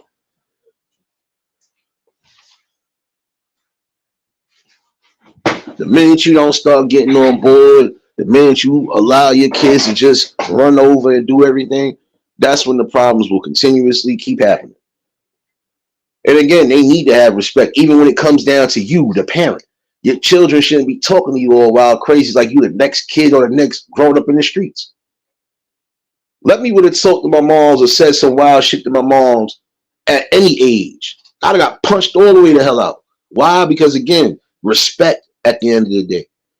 It's a respect level, regardless to what. Your parents brought you in here. Have some respect for them. If they ain't doing what they need to do as parents, you still got to have some sort of respect regardless, because you wouldn't be here without them. But in the same token, you parents need to start doing what's necessary. These kids didn't ask to come here if you're not going to be doing what's right by them. And look how many situations we had with parents just not being real with their children, not doing what's necessary. And now look, state numbers or early graves, or they just can't get right in life in society. It's crazy. You want more success stories, you want more accomplishments out of people. And see, by some of you parents not doing what you need to do, your kids is out here doing the unnecessary things to harm people, even people in their age group. That's something that's unsettling. Your child shouldn't be focused on, I'm trying to X out this person and this person for whatever. Also, if you know your children are being bullied, or if you feel your children are being bullied or going through anything, again, step in as a parent and do what's necessary.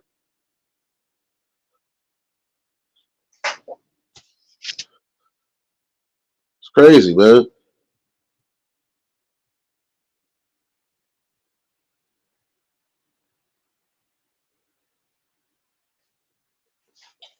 Telling you, get back on board and get back in tune with your kids. When you do that, you could basically save some of the harsh reactions and actions that could be coming their way. Another thing I would say too, as a parent, don't bail your kids out when you know they're in the room. No, they have to learn to take accountability and responsibility. And that's the one main thing that y'all should be teaching them, is that accountability and responsibility. I'm holding you accountable to just be on your best behavior when you out and about in the public. You have to take accountability for your actions, your words, everything. And you're gonna take accountability and responsibility. If you've done something that you know is wrong, man up to it. Face it.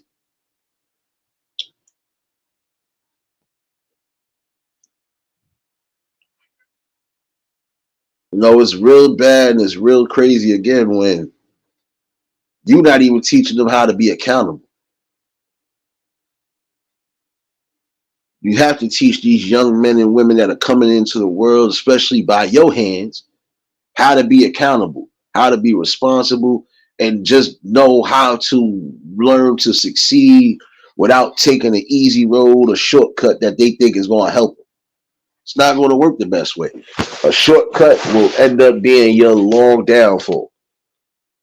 Just because, again, you didn't want to put in the work and do the right things. And again, you need to teach them something.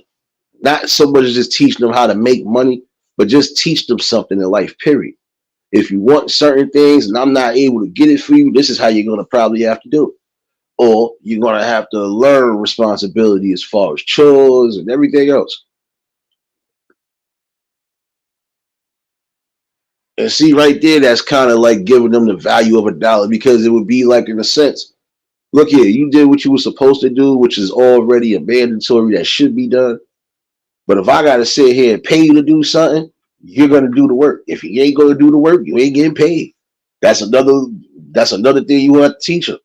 You have to teach them the ins and outs, even when it comes to work. If you don't do work, if you're not showing up to work, you're not getting paid. There's some people who feel they can miss work and then come back to a check that's dough. You didn't do no real work. You didn't even put in no real hours. How the hell do you expect to get paid? Now I can see if you working part time, something like that. You know you only get a certain amount of hours, especially if you're still young. I grant that. But I'm talking about just when you up there now. How you expect to keep getting paid or do anything if you ain't doing nothing? Stop being lazy.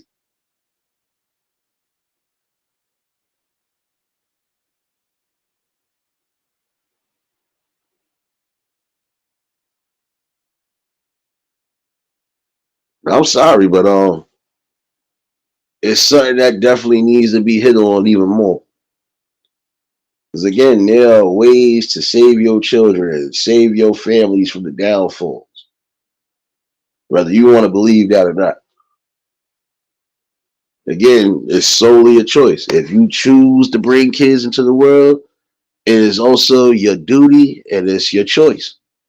It's mostly just your duty to make sure your kids are where they need to be in life.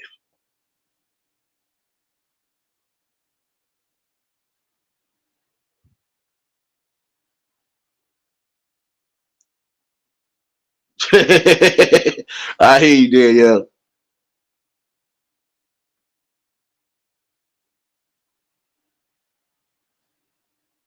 Hold on one second. Uh oh. Oh, Nexie baby. In a minute, add you to the stage. Hold on. Hey, my bad. My phone acting a fool. I'm trying to add you to the stage. Sidebar, man. What's going on, Nexie baby? Not much. Hi, Nate. Hi, chat. How's everybody doing today? Good, good. Just getting through this morning work shift as always. Well, shoot, this is the first time I really had mornings in forever. I don't normally do morning routines, but apparently they I was needed about people to to say watch. that.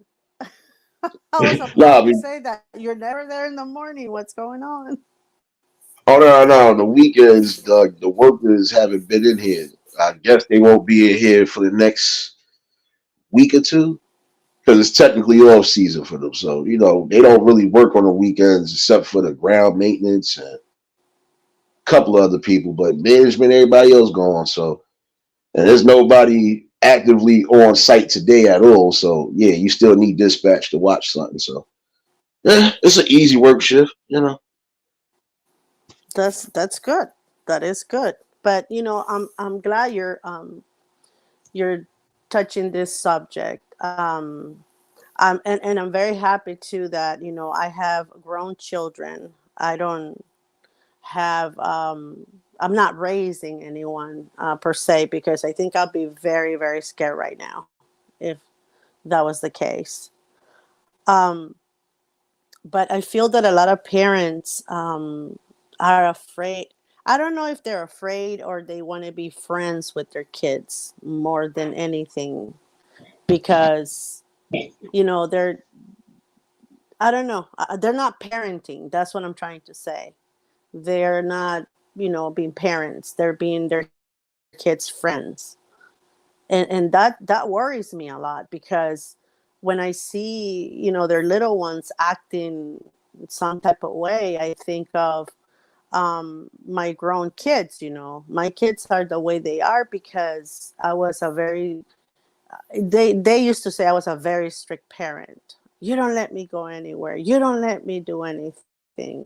I hate this house.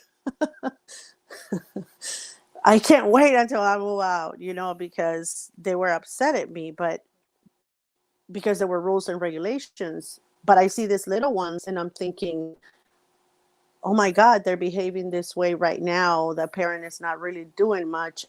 I can only imagine when they get to a certain age, that they're teenagers, or, young adults. I mean, how wild they're going to be, and how much harder it will be to control them, or, to say something to them because they haven't been told anything. No, you're absolutely right. And see, that's the thing. Because again, you don't know where these kids are headed. If you're a parent and you're allowing your kids to be out all hours of the night, prime example, what are you really setting as far as an example is concerned? Exactly. My kids, you were saying something about shores, and my kids, we had a little checklist. We will post it every week on the refrigerator, and the kids had certain chores, and they had to check their little boxes, right? Individual boxes. And if they got all the chores done, they will get a couple of dollars at the end of the week. And my kids were on task because they wanted to earn that dollar, or those $2, depending on how old they were. But that taught him they got the little mind and thought of the process of I have to work to earn my money. It's not something that is just given to me.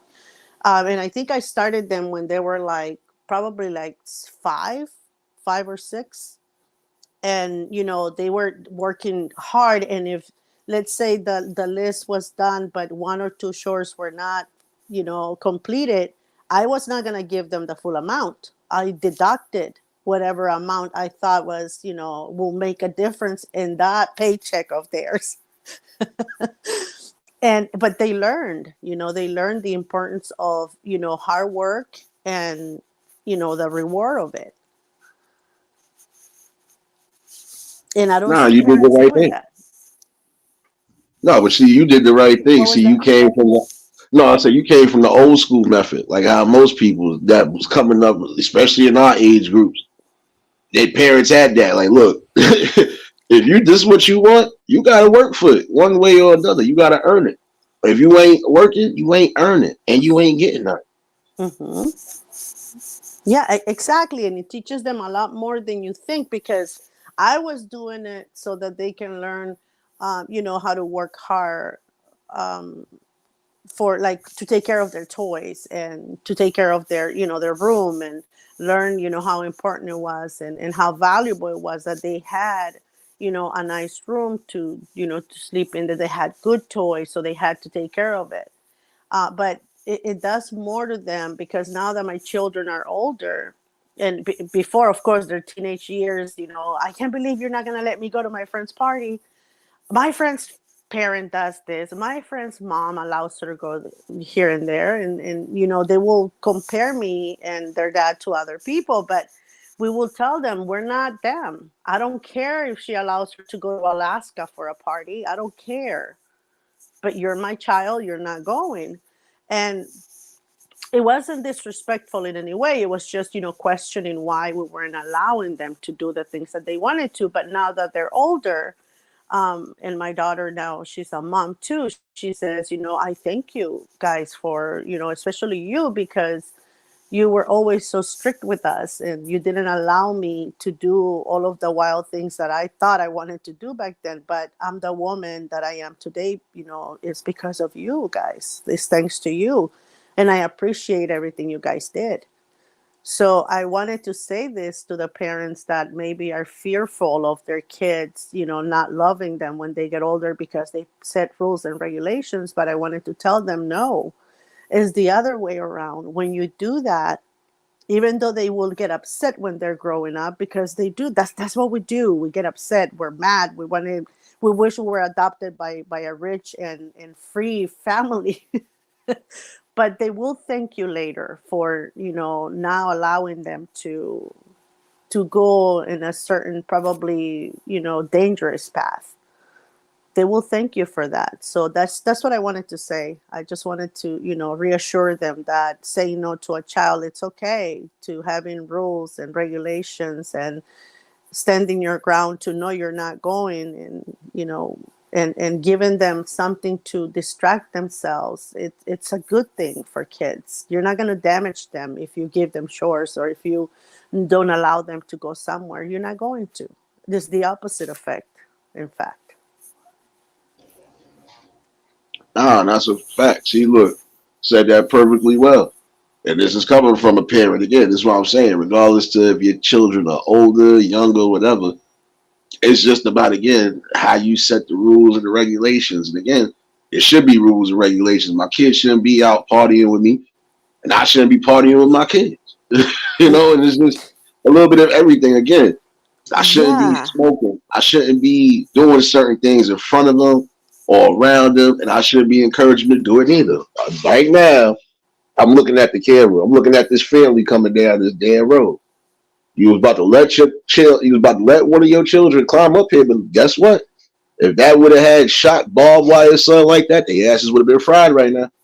exactly. And that's the thing. I go to sometimes to the supermarket, and the kids are running like it's a park. They're grabbing everything, they're throwing the fruit around. I'm looking at the parents, and they're on the phone, and I'm like, parent, parent.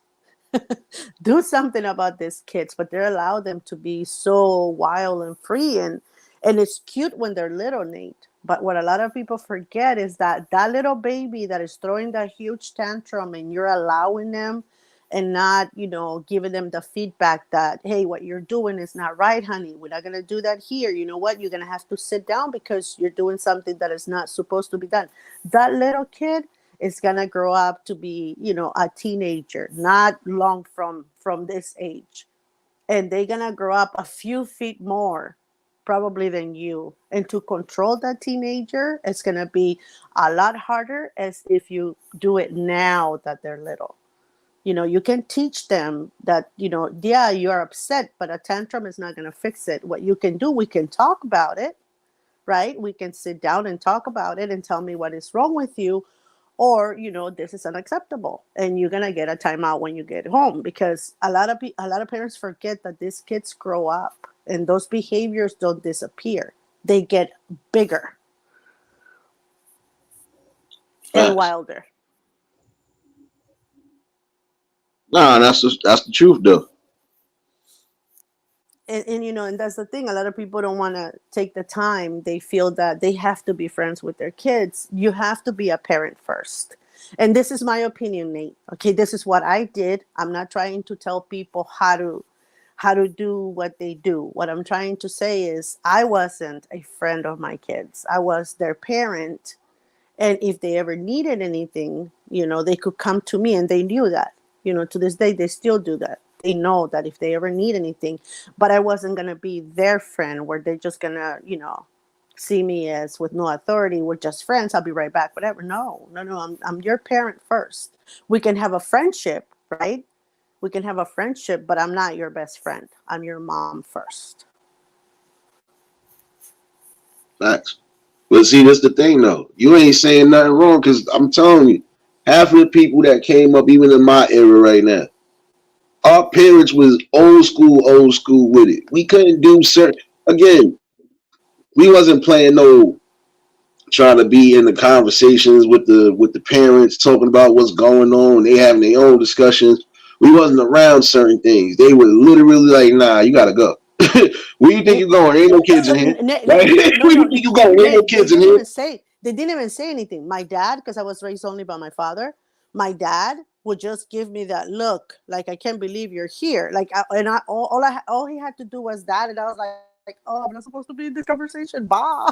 And you knew already. When grown-ups will come to the house, you'll get up, turn off the TV if you were watching it, or if you were just sitting there, you'll get up and go because it wasn't your conversation. It had nothing to do with you. We were trained that way. Big At, facts. at least I was. And I seriously did say that to my kids, Nate, on the bail money. I did. I said, if you ever get caught for anything I did not teach you here in this house, in this home, I said, don't call me for bail money. I'm not that type of parent. I will let you sit there until you see the judge or you get your bail money or whatever it is that you have to fix. You'll do whatever you have to do, but you cannot count on me for those things. And a lot of parents, I know they do it out of love, but I feel that, doing that can actually send the wrong message to your kids. Yeah, because that's basically going to say if I get in any type of jam, my parents is always going to be there. But there's going to Yeah. be times you're going to get in that jam, your parents ain't going to be there. Like, look, I was arrested one time for wrong place, wrong time, just hanging with the wrong people. I just happened to come into the fold. Did a little week on the island with the adolescents and stuff like that. I was still young. But I'm laughing because it was like, wait a minute, what the hell you in here for? Like I knew somebody that was in there. They looked at me. The hell you doing in here? What the? Hey, hold up. What are you doing here? So I'm like, bro, wrong place, wrong time. My mom was even upset. Like I told your ass to stay in the house that day, but I ain't want to listen because I was like, nah, with my peoples. Like we about to go out and play some sports. We chilling. Like I don't want to be sitting in the house all Yep. day. Like, but sometimes it's good to keep your ass indoors. You keep yourself out of trouble. But that taught you a lesson, didn't it? Nah, Next I just time, took. Nah, it just taught me that I need to make sure people ain't doing shit because that's what it was. It was two of them, and I stopped talking to those people even to this day. Like I have not talking to them since that situation. So I'm like, y'all the reason why I got the shit in the first place. I wasn't even doing nothing but coming out and playing. Like what the hell? Mm-hmm. I'm being a regular kid. And I gotta worry about going through some BS because y'all did. Come on there. Exactly. Wrong place, wrong time. And sometimes being with, hanging around people like that can get you in trouble, even if you're not doing anything. And exactly, and I'm glad you brought that up because that's exactly what I used to tell my kids. You're not gonna do that, when you're still a minor. When you get older, if you do whatever you want to do it when you're 18 and according to the law, you're of age, then there's nothing I can do. But when you're a teenager, no, you're not going, you're not going. And they didn't like it. Like, my friend has so much freedom. My friend is doing her hair this way. She's coloring this, she's doing that. I'm like, that's your friend. But her parents allow her. I said, well, why don't you ask them if they can adopt you? You can have cooler parents and I don't have to worry about you anymore. Yeah, see, that's the thing. When you say something like that, it kind of hurt. Like, why the hell they? But you got to think about it. Like, it's the truth. Like, no parent should have to ever, like I said, ever have to worry about visiting their children in jail or going to their grave sites. Because No, again, it's those have got to be the two worst things. Oh, third one. yeah. No parents have to worry about their child being abducted because you wasn't paying attention. See, like what you Mm-hmm. just said about the supermarket. It'd be an easy way for your kid to get ran down on the supermarket, especially in this world Mm-hmm. we in right now. Pay attention to what's going on. Yeah. And Nate, it's true because my cousin, um, he wrong place, like you say, wrong time. He was running around with this group of kids, and my auntie, she was a single parent. Rest in peace. Now she passed away about 3 years ago. But they were running around in the streets because she was always working, right? And my cousin at this point was like probably in like his early 20s, I think. And he was with his friend. His friend did something. I'm not sure exactly what it was or who it was, but they fired a gun. I think the friend fired a gun, and somebody got hurt. And my cousin is doing. I think they gave him 35, and he was 20 years old. We're pretty much, like I said, he was in his early 20s. We're pretty much almost the same age. I think he's probably about 3-4 years younger than me, Yeah. but he's been there since he was in his early 20s. Nate, his entire life, literally. Like they gave him 35. And I don't know if it's out already or not, but my auntie had to go see her son since he was in his early 20s, into a prison. My auntie passed away and she was never able to hold her baby again. And that's something that we need as kids, because we have been there, right? I was a kid, but my dad was very strict, very, very strict. I try to be like that with my kids, but not as strict as my dad was. Yeah. But again, my auntie never got to. So we've been young and we've done things that, sometimes we say, I wonder why we never got caught. We're so wild, we're so lucky, but my auntie never got to, to hug her baby, to hold her baby again, and she passed away without you know having done that. Yeah, prayers. Definitely prayers, because that's the worst thing. When you don't get a chance to really see yours before time. That's what I'm saying. Like man, listen.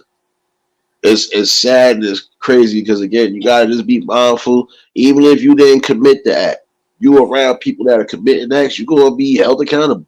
Mm-hmm. Exactly, Hey, Nate. what's going on, baby? And that's exactly what I'm saying is that, a lot of times, our kids think that we are, trying to, or maybe Nate, even though you're doing a great job, sometimes people, youngsters will say, oh, why is Nate talking about that? You know how they are. Yeah, But a lot of times we do this because we have had the experiences that we don't want them, to have those bad, things that we went through sometimes. Like I said, I've never was allowed to be run the streets. My dad will never do that. But here is a different thing. You see a lot of my friends. They're like Oh yeah, we used to do this, we used to do that. Oh my God, we used to party until the wee hours of the night. And I'm like, wow, I've never done that because I never had the chance to do that. My dad didn't allow it, even though I wasn't raised here. But when I came here, I was still a young girl, but I wasn't allowed to do those things. And so, you know, bringing these topics, Nate, to life, there's a lot of people that are listening to you, and to others that are actually doing something good for humanity, and they will resonate with someone. They will bring awareness to someone, because the last thing you want is for a mom or a dad having to go to heaven and not being able to see their kids again because they're locked up, or Fact. because they got unalived, or because something else. So we have to be very, very careful. They got abducted, as you said earlier. We have to be careful with all of that. And this is a good way to send those messages that sometimes they don't listen to the parents, but they will listen to someone like you, or someone like me, or someone like other people that are doing, something good here. But it's good that you bring these topics up.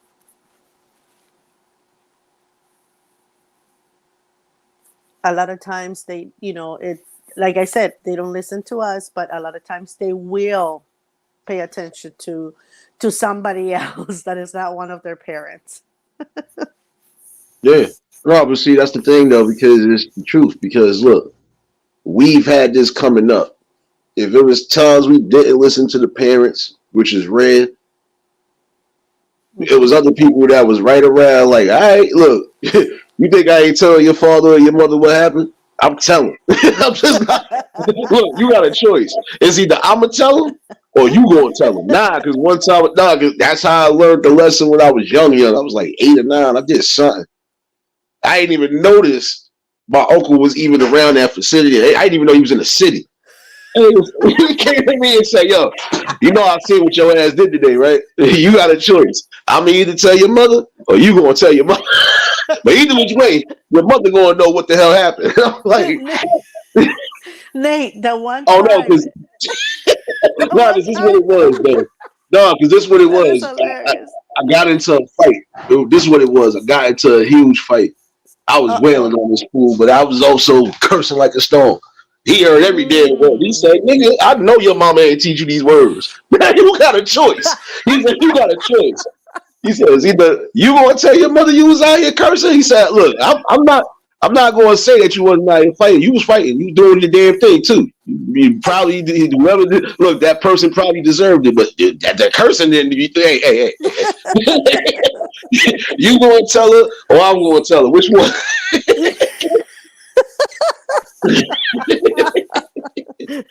And you told, didn't you? I, nah, I learned I can't curse around certain people. I never know who the hell might be around. Like, oh And damn.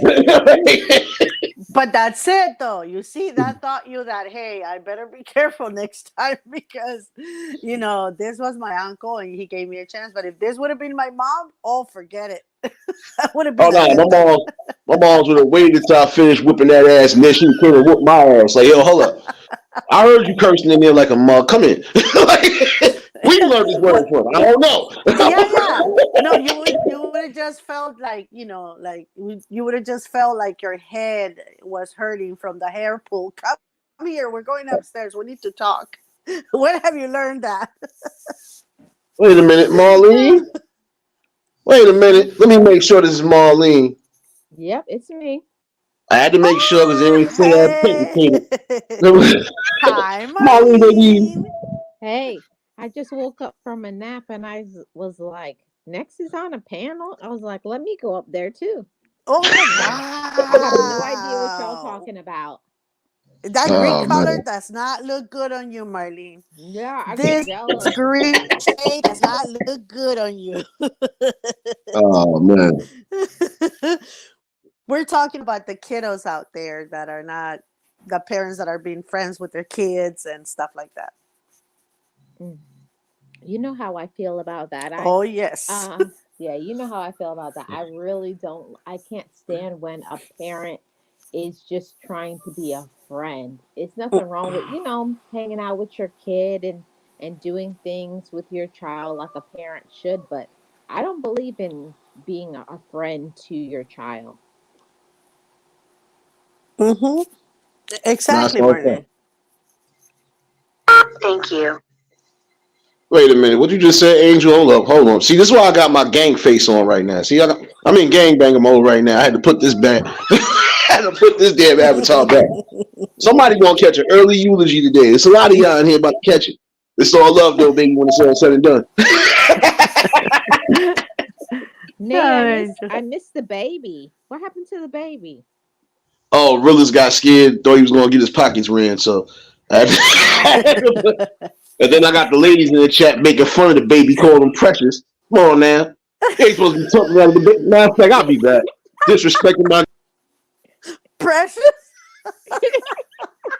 that's why he got kicked out of his own chat. No, no, he's changing his avatar. I learned that Oh, yesterday, he's by changing the his way. avatar. Wait, Yeah, wait. I we learned need the that baby back. yesteryear when I had not seen you for an entire yesteryear. Yeah, see? He changing his avatar. I learned that yesterday, now Marlene. I'm giving everybody distinct Matrix face now. What happened? Cyber Matrix is back in the building. What's going on? See, I told you. I told you. But Marlene, it's true though. A lot of times parents want to be more friend than they want to be parent. And that's exactly what Nate and I were talking about. He was talking about this. And I have grown ups, and this is what I was telling Nate, is that my message here is not to tell anyone how to be a parent or how to parent or whatever. No, it is to say that it is okay for you to be a parent. It is okay for you to have rules and regulations. It's okay for you to teach them, to be good kids and behave, because I have grown kids that I went through. I hate this house. I can't believe you're not allowing me to go out. I can't believe you're so, all this rules, all this. When I'm 18, I'm leaving. But anyway, I have grown-ups that are, thanking me now because of the way that I raised them. They said, the woman or the man, that they are today because of the way that they were brought up. So it's not always going to be the crazy teenager that hates you at the moment, and it's okay if they do. That means you're doing your job. Yeah. That's how I felt when I was growing up. I hated my parents because they were always so tough, and I always saw that other kids got to do stuff and I didn't get to do it. But when I got to be an adult, I was like, oh, that's why they were that way. And then when you become a parent yourself, then you're like, okay, yeah, they were right on track.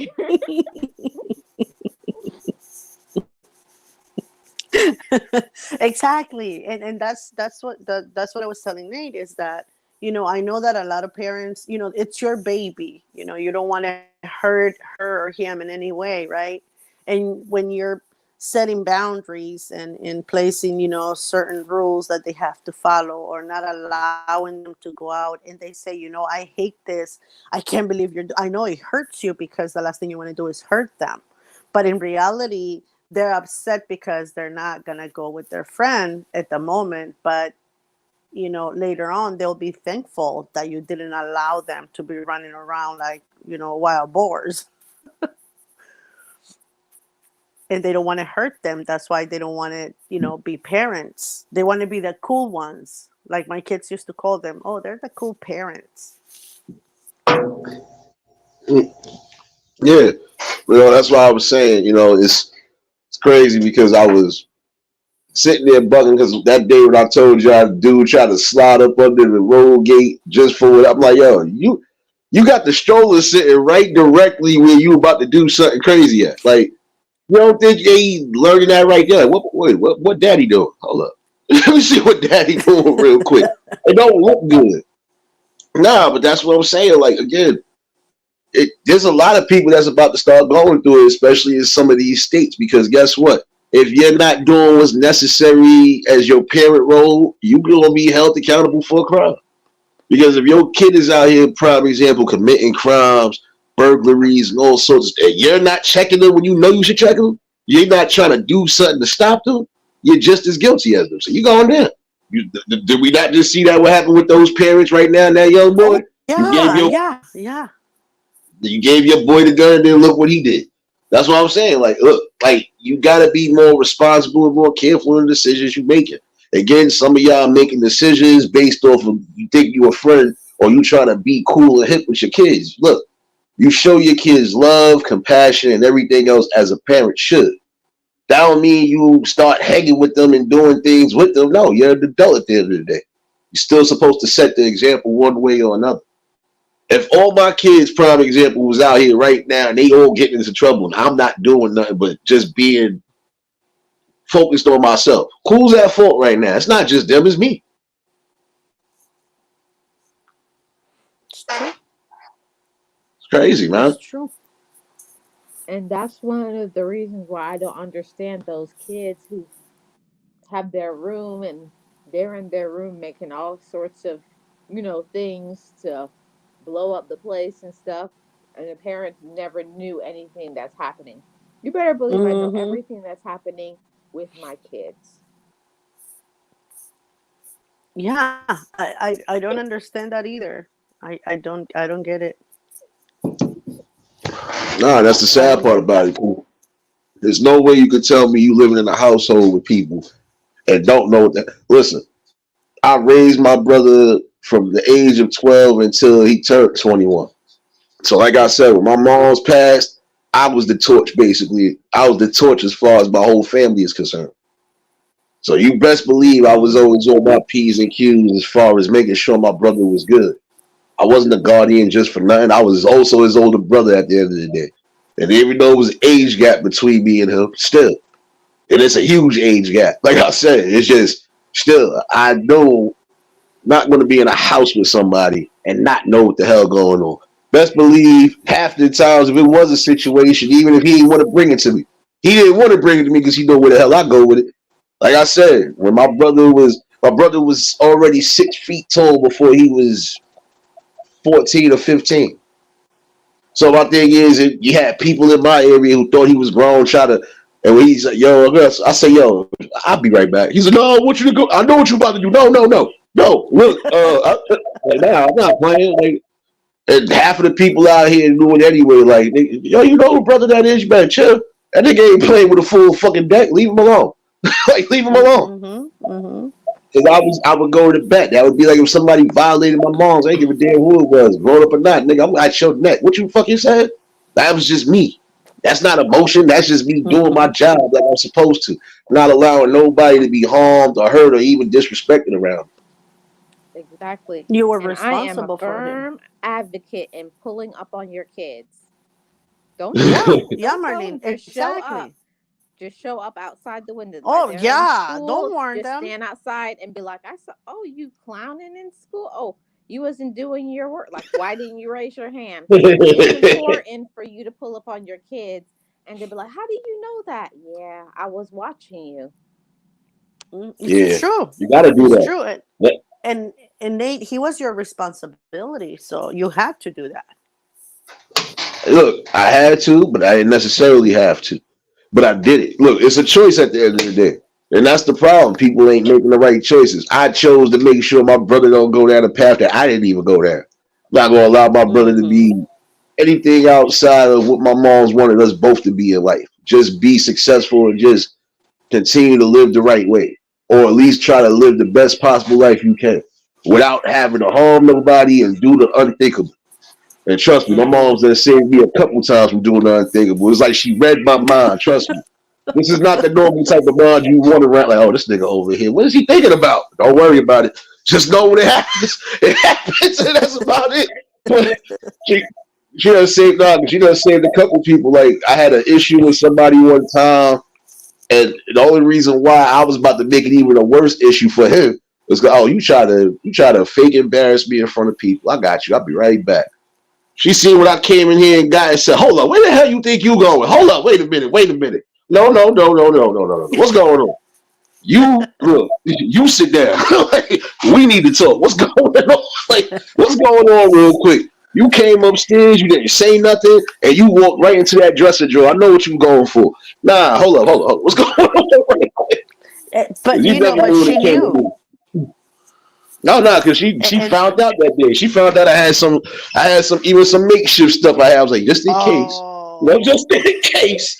You know, never know. Like, but she's like, yeah, we gonna sit down and talk. And she was like, yeah, because I don't need you. I don't need to be visiting you on either accord. That's why I kept saying that today. That was her worst fear is either visiting me in jail or visiting me in the gravesite. So that's why she did what she did and kept her foot on things she needed to. And one of the things that people forget too, my mom wasn't just my mom. She mommed anybody who came around me. Like if you Mm-hmm. was acting up, my mom That's didn't have me. no problem. Talk about go and put a belt on, and they'd be like, "What you ain't?" My mom said, "What?" My mom will beat anybody. Like what? You talking about to me? I said, "Go in the house and get a belt." No, you're not going to school like that. And where's your backpack? When's the last time you got a haircut? And they looking crazy. Say your mama don't have money for a haircut. After school, I'll take you to get a haircut. You got to be presentable. Yeah, my mom did all kinds of things for kids in the neighborhood. So it doesn't have to be your child to, you know, to do something, a kind deed. Some parents could be struggling. They can't afford to do that haircut or buy a backpack or maybe have a meal or pay for a field trip for school. It takes a community sometimes to do some parenting things. And I'm sure the actual parent would appreciate it. Yeah, it's true. And what you guys said earlier about you being on your kids' business, and that's the one thing I always did. I checked backpacks, I checked notebooks. Um, every other night, if I couldn't every other night, I will check the backpacks and their notebooks to see what they were doing and if there was anything that that I needed to be concerned on, and make sure that they were doing their homework. But mostly I was checking to see if there was anything in there that wasn't supposed to be there, and I always brace myself for the unthinkable. But thank God it never happened. But I always thought, like, what if they have something dangerous in here or something that they shouldn't be consuming? So I always make sure that I check them, because those parents, that they have these kids that have done all those unalivings in schools, and they say that they didn't know what that was happening. They were in your house, in their room, in your basement. How is it that you didn't know what they were doing? I had an open room policy. You do not close the door until you go to bed. Then you can close the door. But other than that, your bedroom door is open. Facts. Yeah, but see, that's the thing too. Cause look, we came from that era. Shoot, half of my friends and half of my peoples now, even to this day, like they can record them days. Like, damn, I remember that day we was about to do whatever and couldn't close the door. I was like, yeah, yeah. But Hmm. good thing we didn't do it because we probably would have messed each other up some way somehow. They'd be like, how you managed to do this? We copied something we saw. Like Hmm. you think you It's gonna be playing true. wrestling in the house? Hold up, Sam. Hold up. Where you getting the chair from?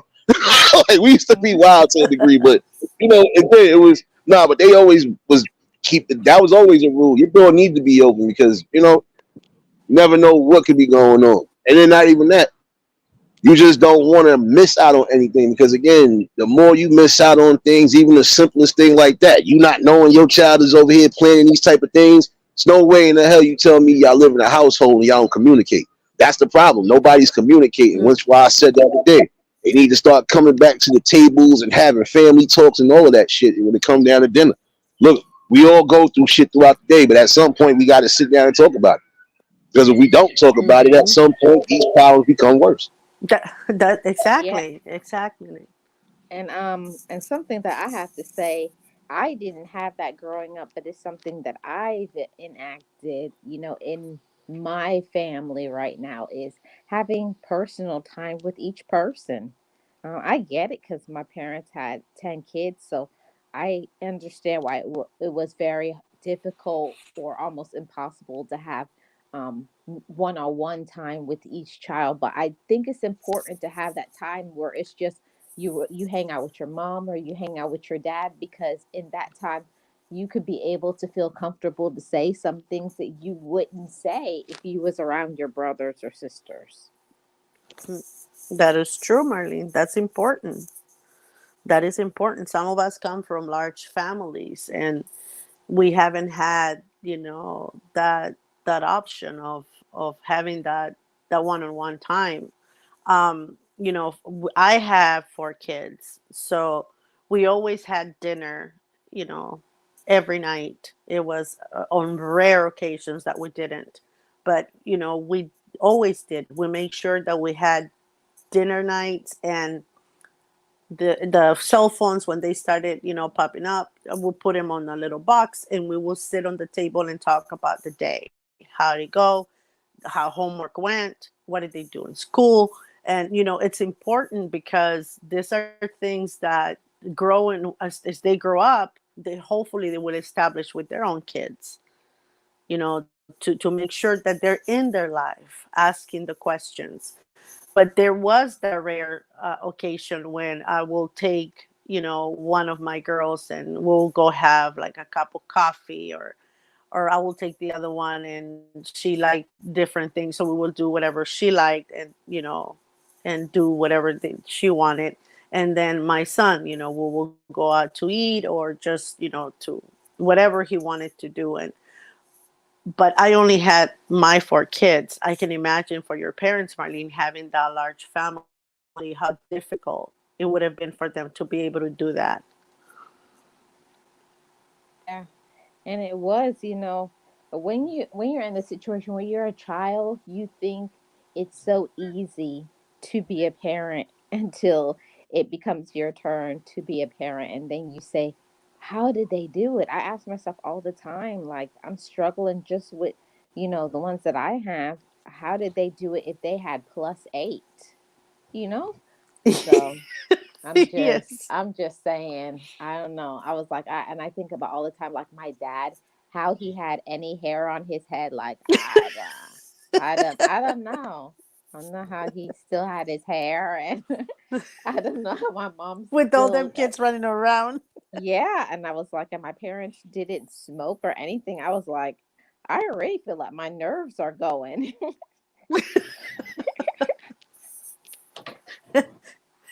Nate only with one, and he's already going. I mean, your brother is probably already grown, but I'm sure that Nate was in the same situation we were. Like, how did Yeah. they Oh do no, it? nah. You know what? With my brother, it wasn't really hard to do much because I already knew what he's. I knew what his interest was. I knew what he wasn't interested in. And a lot of times, look at it. I had to be the disciplinary at certain cases, but other than that, majority of the time, I didn't have to do much for him to understand that the tone and the severity of my voice, I wasn't playing. Like when he told me that Mm-hmm. situation about that people, when he told me about the situation, first of all, these was all grown men thinking my brother was a grown man, and my brother wasn't even a teenager yet. So he already Mm. knew where I would go and how far I would go, and that's why sometimes, but yeah, I hate to come say something to you because I know where you gonna go. I know how you gonna do things. Yeah, exactly, because that's what I'm supposed to do. I'm not just your guardian. I'm your older brother at the end of the day, and I refuse to let anybody corrupt you or mess with you in the wrong type of light. And if they think it's gonna be something easy, it ain't. Niggas gonna be leaving straight up. And He I've was always lucky to been that have way you. and still that way right now. My brother grown, my brother working and all of that. My brother grown. And if any time there is an issue, even though he can handle his own, he's still, yo, bro, if anything, don't look, just if it come up again, you let me know what time it is and I'm on. That's it. That is good that he has you, because a lot of us, we don't have people like that, and a lot of kids out there don't have people like that, brothers that will stand up for them or defend them or protect them. I've noticed that even more nowadays, and I'm sure you and Marlene can agree with this, is that the families are not as united as we used to be. Mhm. Everybody's doing their own thing. They don't really socialize with their siblings. They don't care whether their sisters or brothers are going through anything. They don't even know sometimes, and that's sad. Yeah. When I was growing up, my brothers always used to say, I don't know what you're talking about, but you don't have no business. you can't have business until you're 18. Mm-hmm. I used to be like, stay out of my business. And they'd be like, you can't have business until you're 18. Until you're 18, you have no business. We are your business. Your homework is your business. And that used to make me so mad, but it is true. And kids be like, you all in my business. No, you have no business. You have no job. You don't Facts. pay no rent. And I used to be so mad when they would say that, but I'm grateful. I had four brothers and I had no life. Everywhere I turned, I would see one of them at the corner, like, yeah, what you doing? Yeah, Yeah. what's up? Try something. Try something. Yeah. And Yeah, I'd I be had like, Mom, three. I'm just walking home, Duck. I'm just watching. Keep going. Yeah. All right. But that's the most important thing, though. Again, you just got to remember, most of us is from that area, whether we came from big families or small families. You was always gonna have somebody popping up out of nowhere. There was one time my mom's couldn't pop up because she was at work. My uncle was up there. I forgot what the hell I did in school that day. I didn't think it was that crucial. That nigga was up there like, yeah, we gonna have a talk as soon as your class over. That face, and he didn't even have to say much. He just looked in the windows like, yo. You gave me that, yeah, me and you gonna have to talk. Like I'm like, oh, what the hell I do now? Oh, But dang. but see, look, but that right there, again, that showed some sort of instillment. Like, look, it's a family unit at the end of the day. It ain't just gonna be the parents. What Yes. about the uncle? What about the aunts, the grandmothers, the Mm-hmm. grandfathers? Everybody has to be involved at some point.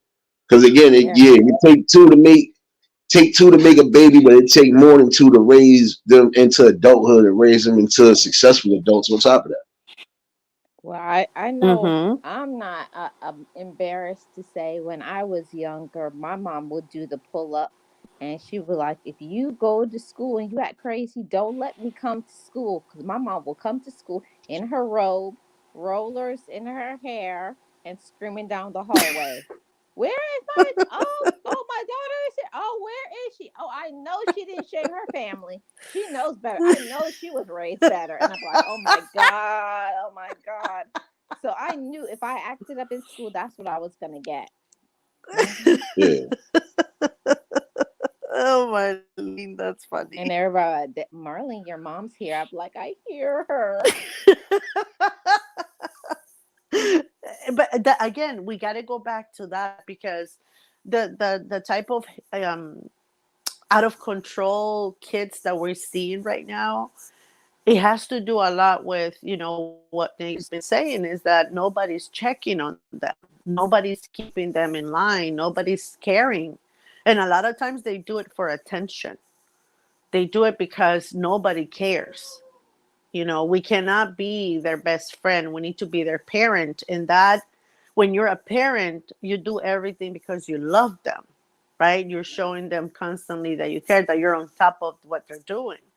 But right Yeah. now, the way the kids are, and again, I told Nate, Marlene, it's like I love that he brings a lot of topics like this to his lives, because even our kids sometimes, they're being parents. My kids didn't have, like, I just had a first grandchild, and my daughter is like 33 years old right now, and she's the only one that has a kid. But I see a lot of my generation, my friends, that their kids started having kids when they were like 16 years old. And I started noticing, the pattern is that the parents weren't really there. I mean, they were there, but they weren't there. It's like they were in their own world, and the kids were doing whatever they wanted. There was a lot of, a lot of fighting in the house. There was a lot of like, I don't care, you're already 16, you can stay by yourself, and I'm gonna go to work. And so a lot of those things, I will start looking at those patterns, and that's exactly what we're doing now, is that we're allowing the kids to be our friends. We're not telling them they're making a mistake or they shouldn't behave this way, because we want to be the cool parents. They don't want to be the strict parents like the ones they had, because that's exactly what I've heard. Oh, my mom was so strict. I don't want to be like that with my kids.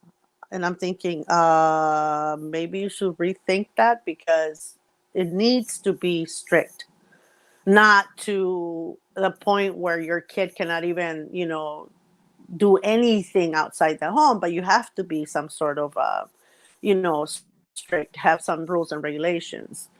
But I hear a lot Oh, of the kids say, yep. my mom was like this. My dad, I couldn't do anything. So when I have my kids, or now that I have my child, I'm gonna allow my child to, like an open relationship between the two of us. And I'm thinking, no, that's not good. Yeah, I see me. I'm a little bit different now as a parent. I do believe in rules, but I always say I trust you until you give me a reason to not trust you.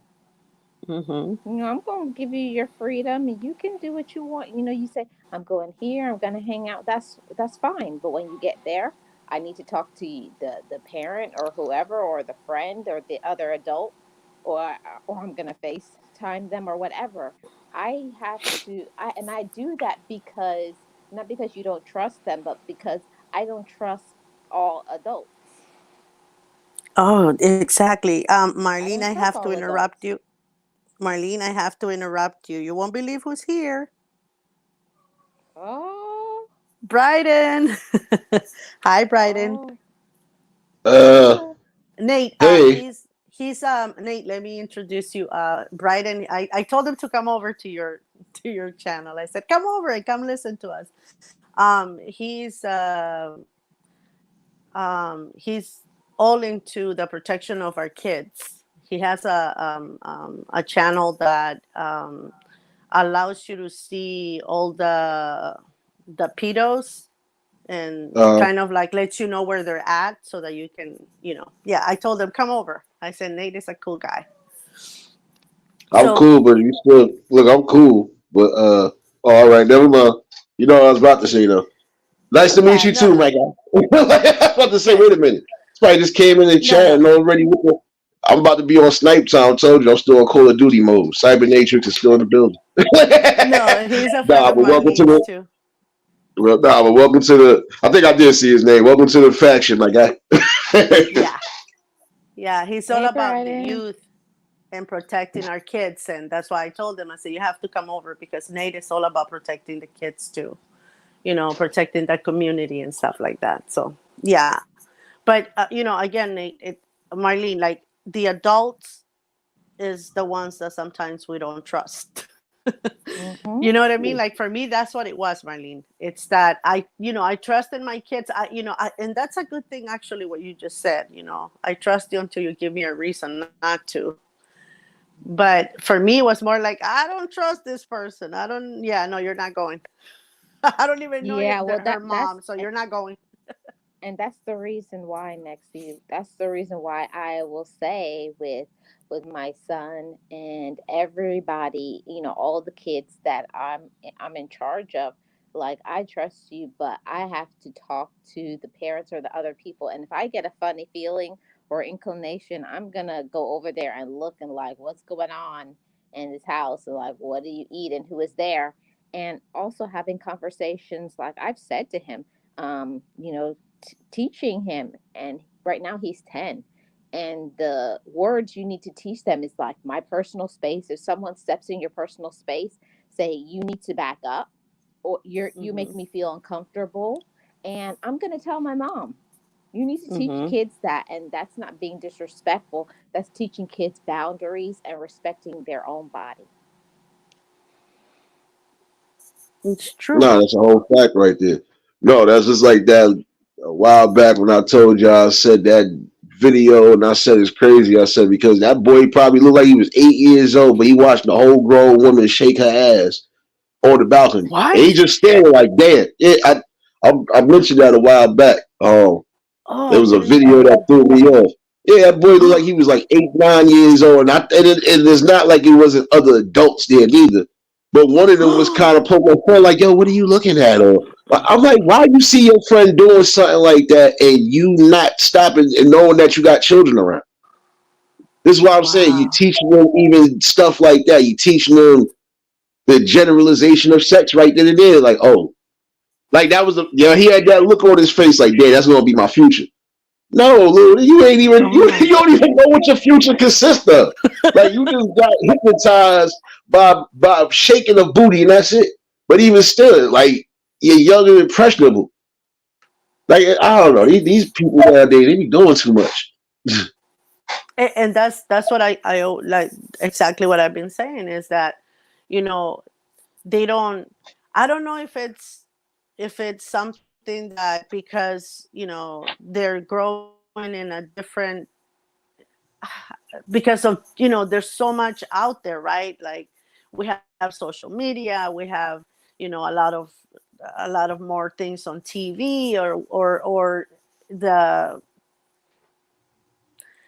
there's more people with less clothing. I don't know what it is, but I feel like parents nowadays don't pay attention to, maybe I don't know if it's to not make it like a bad thing for the child, because I remember us, and I don't know, you know, Nate, you're a lot older than I am, but I remember that when certain scenes were gonna come out, whether it was in a soap opera or a movie, you know, we were to turn around or get up and go. Yeah, My dad didn't allow us to, and those things were shown late at night. yeah. Mhm. I don't Because know at the if same you time, the remember kids should that. have been the best. Nah, I remember that because trust me, even down to the simplest things, like look, I couldn't what when ECW wrestling was actually bloody and gory, they would always show it on a late night on a Saturday. And if I was up to watch it, once it got a little crazy, mom was like, all right, return this now. Oh, come on, it's about to get. I don't care, go to bed. Like, sometimes I ain't even make it. But see, look, sometimes I ain't even make it past a certain time. I knew I was trying to stay. The only thing I probably would stay up for on a Saturday night outside of that wrestling, if I could watch it, was Tales from the Crypt. And even then, it was certain scenes, even then, even though it was like soft scenes, still, it's like, oh no, it's about to lead to something. Get up out of here. Close your eyes. Close your eyes, damn it. Yes. Oh, come on. Come on. Nah, but And there you was a wanted lot of to things. see. Yeah, nah, because you be like, wait a minute, this looks like it's about to get interesting. Up, close your eyes. Come on, man. Come on. Like, Yeah. but she did it for the right reasons. Because again, you shielding your children from certain things they don't need to be around in the first place or watching it. So, and then guess what? And had I watched some of them, I'd have been asking all the questions. Oh, but mom, what happened with the? Oh, I can already tell them. You know, that's what I'm You were saying. You try to avoid things like that. you were See, a curious child. see, and even like what you were saying, certain like inappropriate dress. My mom Yeah, would tell me, she would see like, okay, if I was out and we were all together, my mom would say that in front of us. Say, you see that lady right there? Say that's not how a lady dresses. That's not appropriate. So we would Hmm. look. So we would see it and we'd be like, oh, okay, that's not appropriate. Or if my mom would, or my dad would say something, my dad would be like, that's not how a man treats a lady. I'm Hmm. like, oh, okay, okay. But you know, Marlene and Nate just brought something very interesting. You yeah, notice that, Nate, we had a bedtime, like a bedtime. We had to go yeah, to bed at a certain time. That's what I was telling Marlene the other day too. Is kids nowadays, they don't. They're up until the wee hours of the night. They're yep. out Then and they go on about. to The sleep parents, late. yeah, They either yes. going to sleep late or they out and about late. And then now look, especially if they still is. First of all, if my child is still in school by law and everything else, you gonna be in this house. If not, you gonna find out what the streets is. No, Guess no, what? Nate. If I was, I'm no, no. I'm talking about little ones, like 8, 9, 5-year olds, 6-year olds. They don't oh have a yeah, I know that bedtime. part too. Nah, they I got a bedtime. they you supposed know to. they exactly. supposed to. My kids had a bedtime. My kids, when they were younger, like little, like 5, 4, 6, 7, 8, I think, even 10. Their bedtime kept on increasing. Like when they were little, they will go to bed at 8. As they got, Yeah, at 9 or 10, they will go to bed at 9. So that was super cool for them. But nowadays, they yeah, don't. There's so many kids that I see that I go visit their moms or their dads, and the kids are running around at 10. And I'm like, don't they have school tomorrow? Oh, yeah, yeah, we'll go to bed. They always want to go to bed when we go to bed. And I'm like, why? In my head, I don't say anything to them, but I'm thinking, like, yeah. why doesn't this child have a bedtime? I remember I had a bedtime at home. And oh, Hmm. God forbid you were outside when you're past your bedtime, you were gonna get it. Yeah. Yeah. You were Uh, gonna get um. embarrassed in front of Wait, whoever was there. keyword, wait. Keyword, I want to put something up there.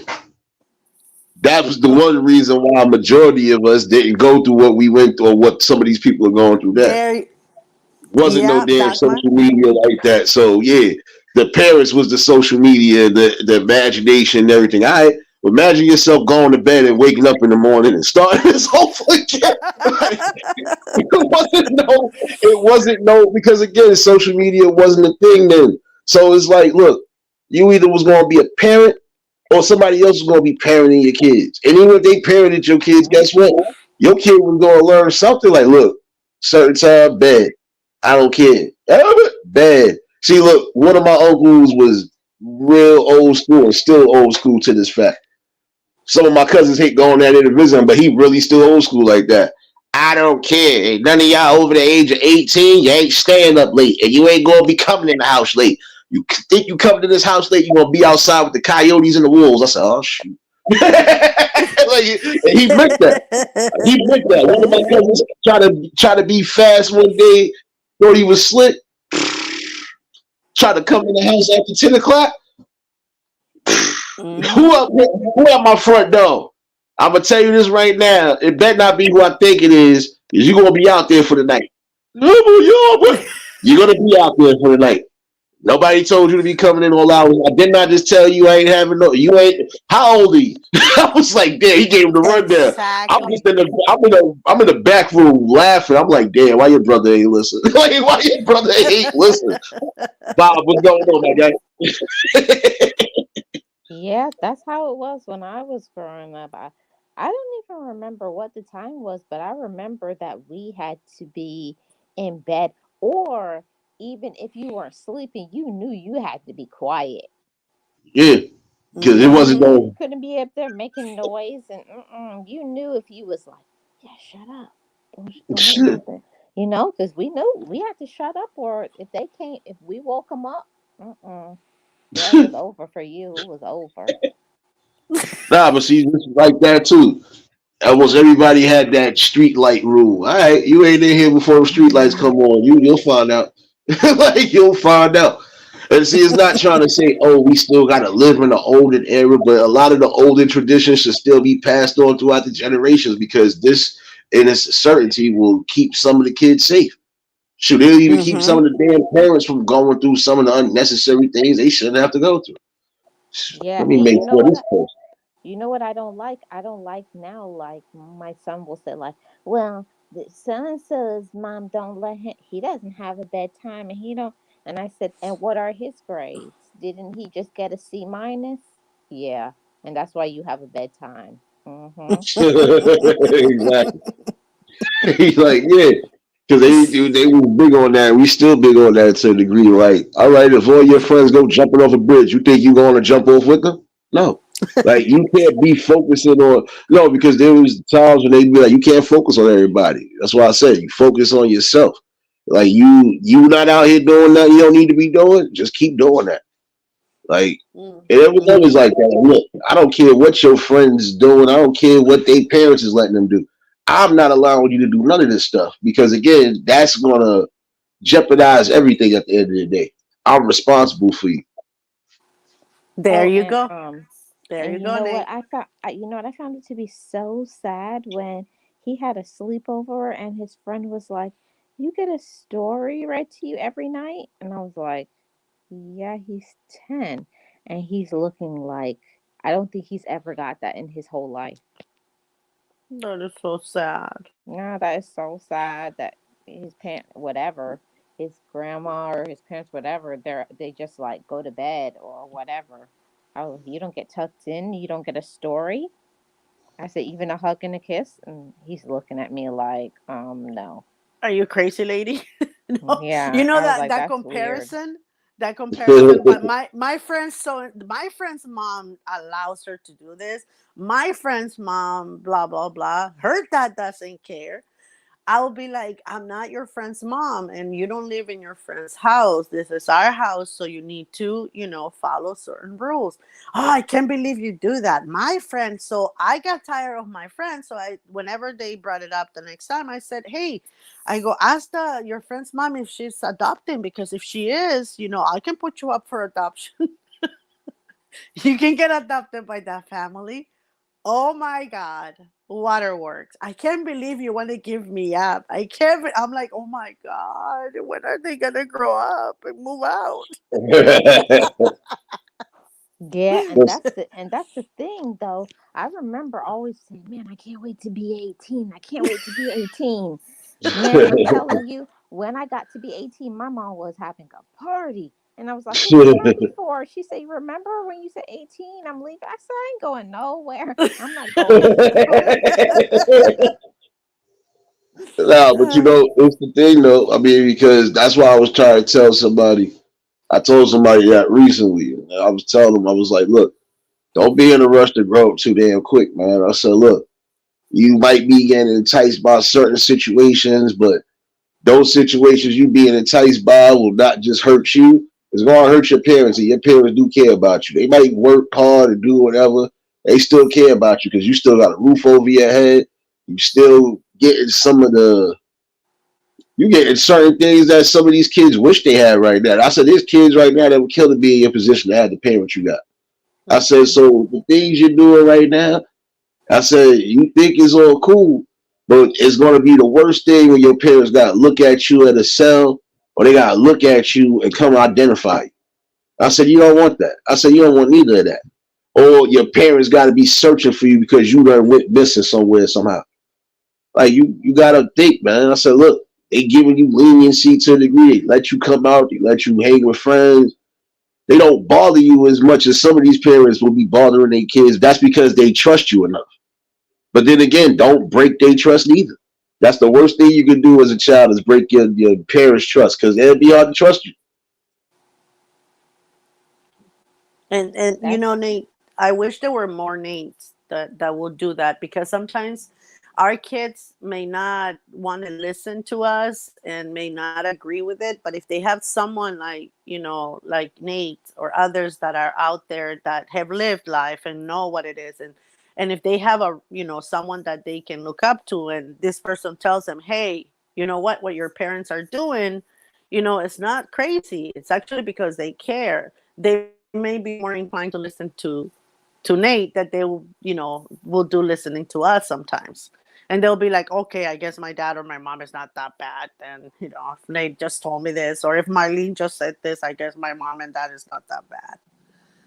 Yes, But people are exactly. not caring anymore. A lot of people are not. It's rare when actually people come out of their way to say something to, to a friend's kid or something like that. And I think it should be more often. It should be done more often that we get involved, because the saying, it takes a village. Exactly, it is. It takes that And you to know what raise I will, kids. I will say to that too, Nexie, is that, I have a rule with my son. Just make sure, just tell me the truth. As parents, we don't always want to hear everything that they have going on, but times change. Things aren't the same way when you were a child.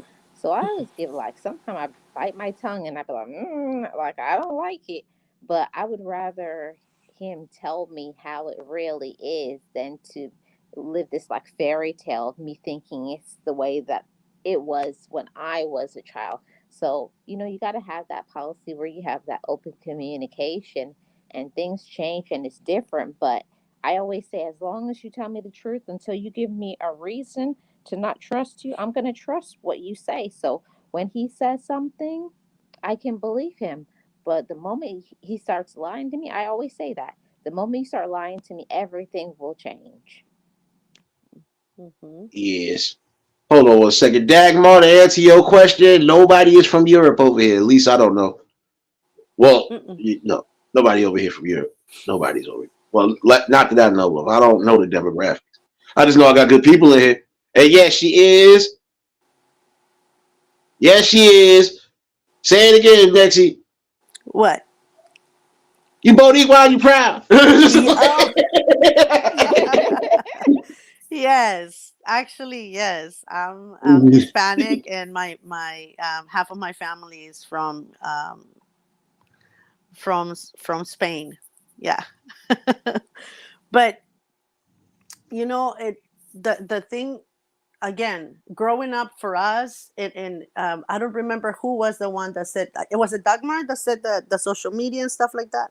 Yeah, Dagmar. Dagmar. Okay. So growing up for us, we only had a certain amount of exposure, right, to behaviors and things like that. We mostly learned from our brothers and sisters, and the behavior pretty much was similar to us. But right now, with all that exposure, kids are so much more mature at a very young age because the parents are not limiting the exposure. They're providing tablets, they're providing cell phones. I saw a little kid the other day in the supermarket. He might have been probably like 8 or 9. It was a young little thing with his own cell phone. And Yeah. I'm like, why is he having that? Do you have control of what he sees on that phone? It's so scary because they're allowing the kids to their little brain to mature so much faster than ours, and a lot of ideas that are not good for little children like that get in their heads. And then they question what happens as they get older is because of all that exposure. See, Exactly. the nephew son has a cell phone, but he don't have a one of them updated phones. He got a flip phone and he hates it. Oh yeah, yeah, All that's you can exactly what do I. is make a phone call because of certain situations that happen in the school. Like one time something happened and the school got locked down or it lost power or something, and I couldn't reach him. I couldn't reach him for a few hours, and that scared me. So that's the reason he has a phone. Mm-hmm. But it's one of Yeah. those simple phones. That's Go a ahead. simple phone. He was like, I hate this thing. Everybody at school makes fun of me because I was like, good, make them make fun of you. Are they going to pay the bill? Yeah. Keep that flip phone. Nah, but see, that's the thing though, because see, it shouldn't matter about the device, period. It should be more about, look, just in case of anything, especially with what we did go through. Like, look, some of the people in my area after 9/11, that's why their parents was giving them phones, whether they was teenagers, preteens, because they ain't want to have a situation. They thinking everything is smooth, and then you get, tragedies like this happen. So that was part of the reason why I felt that they was definitely booming when it came to I'm gonna make sure my kid is. But see, that's just to be that like that anyway. Your child shouldn't have that. Even before it started becoming a thing, there was some parents who was limiting what was going on as far as, all right, well, look, you done been on your phone long enough. Time to put that phone down, pick up the books, or don't do whatever, whatever. And it was a Mm-hmm. certain time like, look, all electronics was in the damn. Even when we was kids to a degree, even if we was just chilling all little handheld games and shit, look at a certain time, look, games up, this up, this up. It's time to go to bed. Mm-hmm. Yes. Exactly. Yes, because a certain someone loves Spider-Man, and had to do something recently where he don't have a TV in his TV in his room anymore because he wasn't respecting the rules. It's time to go to sleep, and you want to stay up and watch TV. You sneak in, and I hear you in there laughing, singing Spider-Man. I was like, okay, okay, cool. I think you said that one day. I forgot who chatted with me. I was like, oh, there we go. I said, here we go. Yeah. I was like, damn it, Molly. I was like, okay. I said, okay, cool. I was like, I'll let you. And I was like, if a certain somebody don't turn that TV off, it's gonna be no more Spider Man. Still didn't listen, so I had to go into my level two, and level two is not a good place to be. Yeah.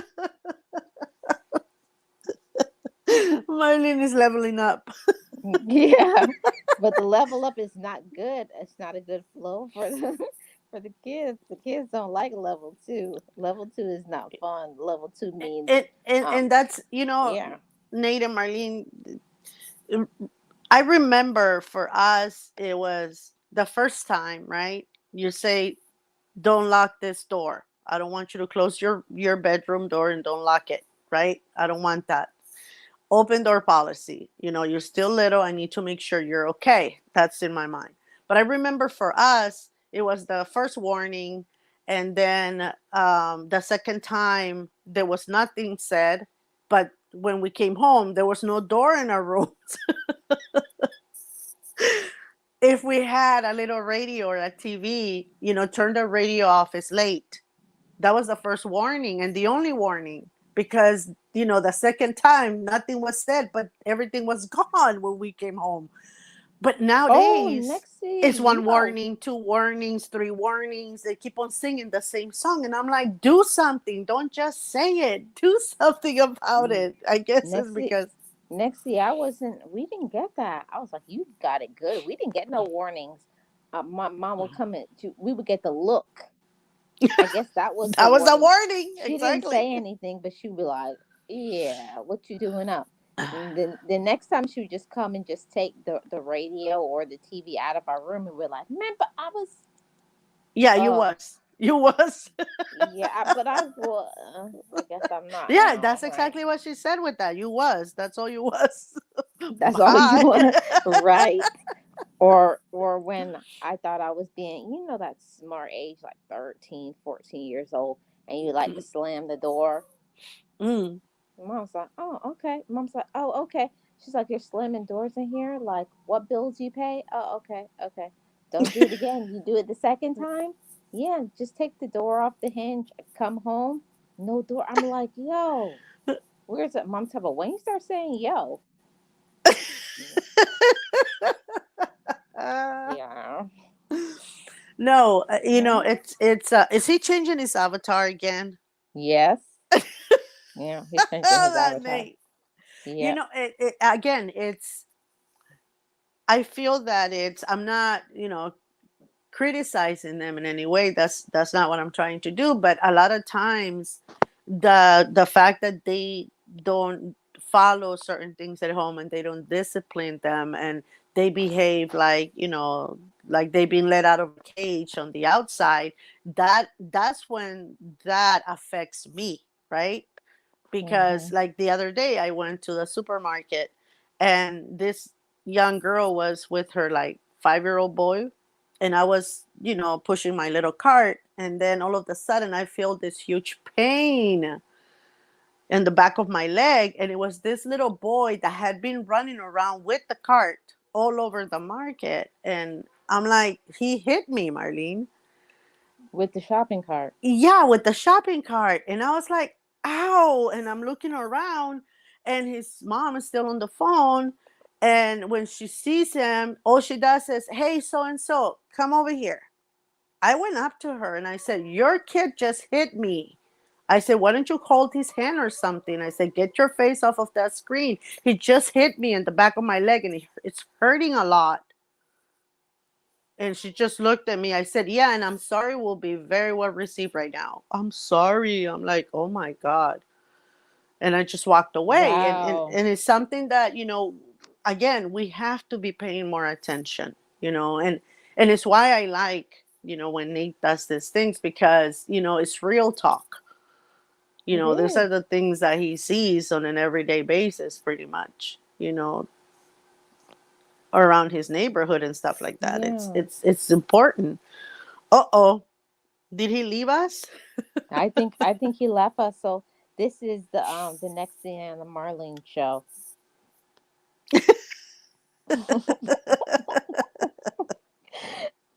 So one of the things that I have to say that I think is so important, to teach children too about, not being brats and stuff and thinking that they have to get every single thing that they want. Mm, Teaching the kids, like you gotta do certain things and you gotta work hard. All of those things help them to be good members of society when they get to be older, and not to be like 18 and then they're like, oh, I don't want to work, or to think that they're going to sit home and do nothing, or they don't want to go to school, they don't want to work, they just want to hang out and be a bum. I was like, no, we're not doing that. mm-hmm. And again, it's not that we're trying to have control over how you raise your kids. It's just that when you're raising them a certain way, it affects outside of your home, That's what we're trying to, bring awareness to. And, my kids had to work for what they wanted. And I don't mean it in a bad way. It's actually a good thing, because when they used to complete all of their chores, and I will give them, their allowance at the end of the week on Fridays. It used to be on Fridays. I would give them how much they had earned the entire week. And if they did everything perfectly well, I would give them, an extra 25 cents, Marlene. Just huge back then. And then on Saturday, they knew that we were going to go to the 99-cent store for them to pick a couple of toys, and then we were going to go buy lunch. But this Mm. whole thing is that the lunch wasn't on me. It was with their money. They love getting in line and ordering their food and paying with their own money. That made their day. Like, they were so excited that they were paying with, oh no, I got this, mom. I got this. Oh, And they will Nexie, go, we didn't get those type of things. My mom used to always say that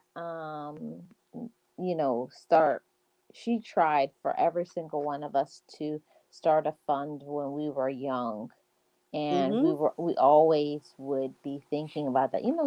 Not all my siblings were really into it until they realize when they're 18 and they see how much money they have now, and then you thank mom and dad for having that Oh fund. So yeah. we didn't have the allowance thing, but my mom was like, you want me to put this in your fund? And some of them be like, no, I want to spend it. Not me. I put mine in my fund. And then when I got to be 18, they're like, how you got so much? How? I was like, because I didn't spend my fund. And they'd be like, oh, yeah, that's right. That's true, true. Yeah, no, no, this is through, they got paid to their employer, aka me, and that's how, they earned it. But what I liked is that they were getting, so, learning the value of money. They went to the 99-cent store. They will say, no, I'm just going to take one toy because I want to save this week an extra whatever. And so they will get one toy, or because I took them to expensive places, Marlene. And then, get their lunch, and they will pay for their lunch. Back then it wasn't that much. I mean, what it is now, they will pay with their money, and they were so proud that they had earned that money to do that. And it's not Yes, that, it was they were cleaning their own room, for crying out loud. Why should I pay for that? But it was the fact that I wanted to teach them how to earn that. right. Yeah, I understand what you're saying. I think my parents just had too much going on to do things like that. They couldn't do that Of with 10 course. kids. That was too much. So my mom used to be like, we used to have things like Saturdays was the day we did nothing but cleaning. I hated Saturdays growing up because it started at 9 in the morning. You woke up, you took your bath, and then it was get to work. We had on our house clothes, and one person did the bathroom, one person did the living room, somebody did was in control of the kids' bedrooms, somebody did the kitchen, one person did laundry, one folded, one did dishes. So it was like silent. I hated that part about, like, can we turn on the radio? She's like, no, cleaning. This is cleaning time. This is not for fun. This is not a party. So I've kind of done a little differently now, or I do the same thing. But it's important to let kids like enjoy the hard work and to respect the home. Keep it clean, keep it neat. That's true. That it doesn't just clean itself. And because I see things sometimes, like, I'm not throwing shade to any parent. Every parent does what they want to do, but I appreciate what my mom did to me, because now being an adult, I see other parents who never let their children make up their bed or empty the garbage, sweep, vacuum, do anything. They go to school and then they're home watching TV. They have their feet up. They're playing games, eating all of this food. Like, It's no, it's terrible. Oh, Marlene, by the no. way, Nate says that he's buffering a lot, so he's gonna have to end the live stream.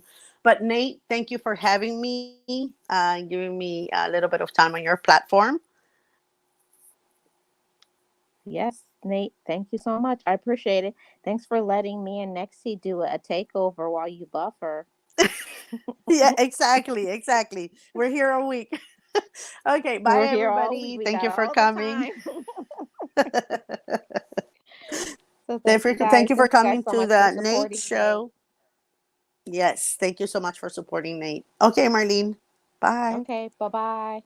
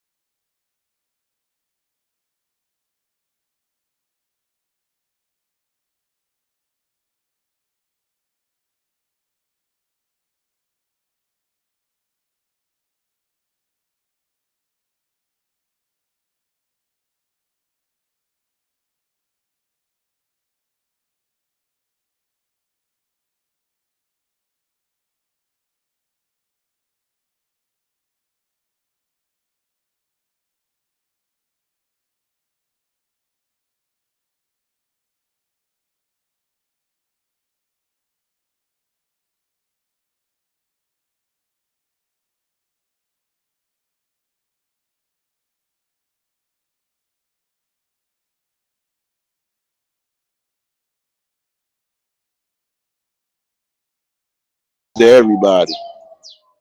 I do apologize again for those who might have been waiting for me to come back on the panel.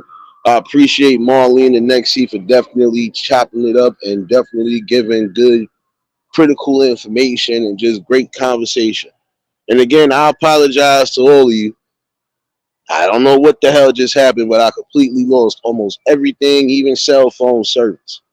So again, I appreciate everybody that tuned in. And hopefully I did get something out of this conversation. Again, apologies, y'all. I think at some point I'm gonna have to either upgrade something or I'm gonna have to just I'm gonna have to start streaming on another device. But I'm not gonna keep having this neither because this also takes away from the pure content. Stream y'all need to do better, man. Yeah, I'm saying it. Y'all need to do better. That's how you kick me out my own damn podcast and then won't let me come back in it. Rat bastards. My bad, y'all. That's the one thing I hate. And that's something y'all need to upgrade or update since you want us to use StreamYard. Start making sure we ain't getting kicked out of our own damn podcasts and everything else. The hell, man. But I appreciate y'all all for tuning in. I know a lot of y'all about to start getting yourselves ready for the game. Else. And again, it was all appreciated. And again, thank you, Marlene. Thank you, Nexie, for definitely popping in, showing some love, and definitely bringing us some great conversation as well. Again, this is what we're going to do when we're not rudely interrupted or anything else. We're going to just keep bringing the best things possible. Let me get up out of here. Got to start getting myself up out of here myself soon. Work is almost over. But nonetheless, we had a great conversation and we're going to keep building on that. I could be back tonight with another discussion, but if not, tomorrow night we definitely going to finish talking about that. The link will be pinned, and y'all more than welcome to bring in anything you want to bring into the panel. Again, it's always a blessing to bring y'all something. This is what we're going to keep doing. If y'all was new to the channel, like, share, comment, and subscribe. Shout outs to the replay gang. Shout outs to the Shadow Mafia and the Shadow Babies. Y'all know what it is, baby. Everybody that was in attendance today, y'all already know that love is love and it'll be reciprocated as such. I don't know how to be fake. All I can do is give you real. That's all I'm going to do is give you real topics and real bills. And hopefully we won't ever have this type of problem again at any point. And again, I apologize to the ladies. Really was enjoying this damn conversation until StreamYard did what they did. StreamYard, do better, man. Yeah, I'm saying it. Do better. Got people paying for something and you can't even keep their asses in the podcast. Come on, y'all gotta do better, man. Y'all stay safe. Keep that third eye open. And until the next live, we out of here. Peace and blessings.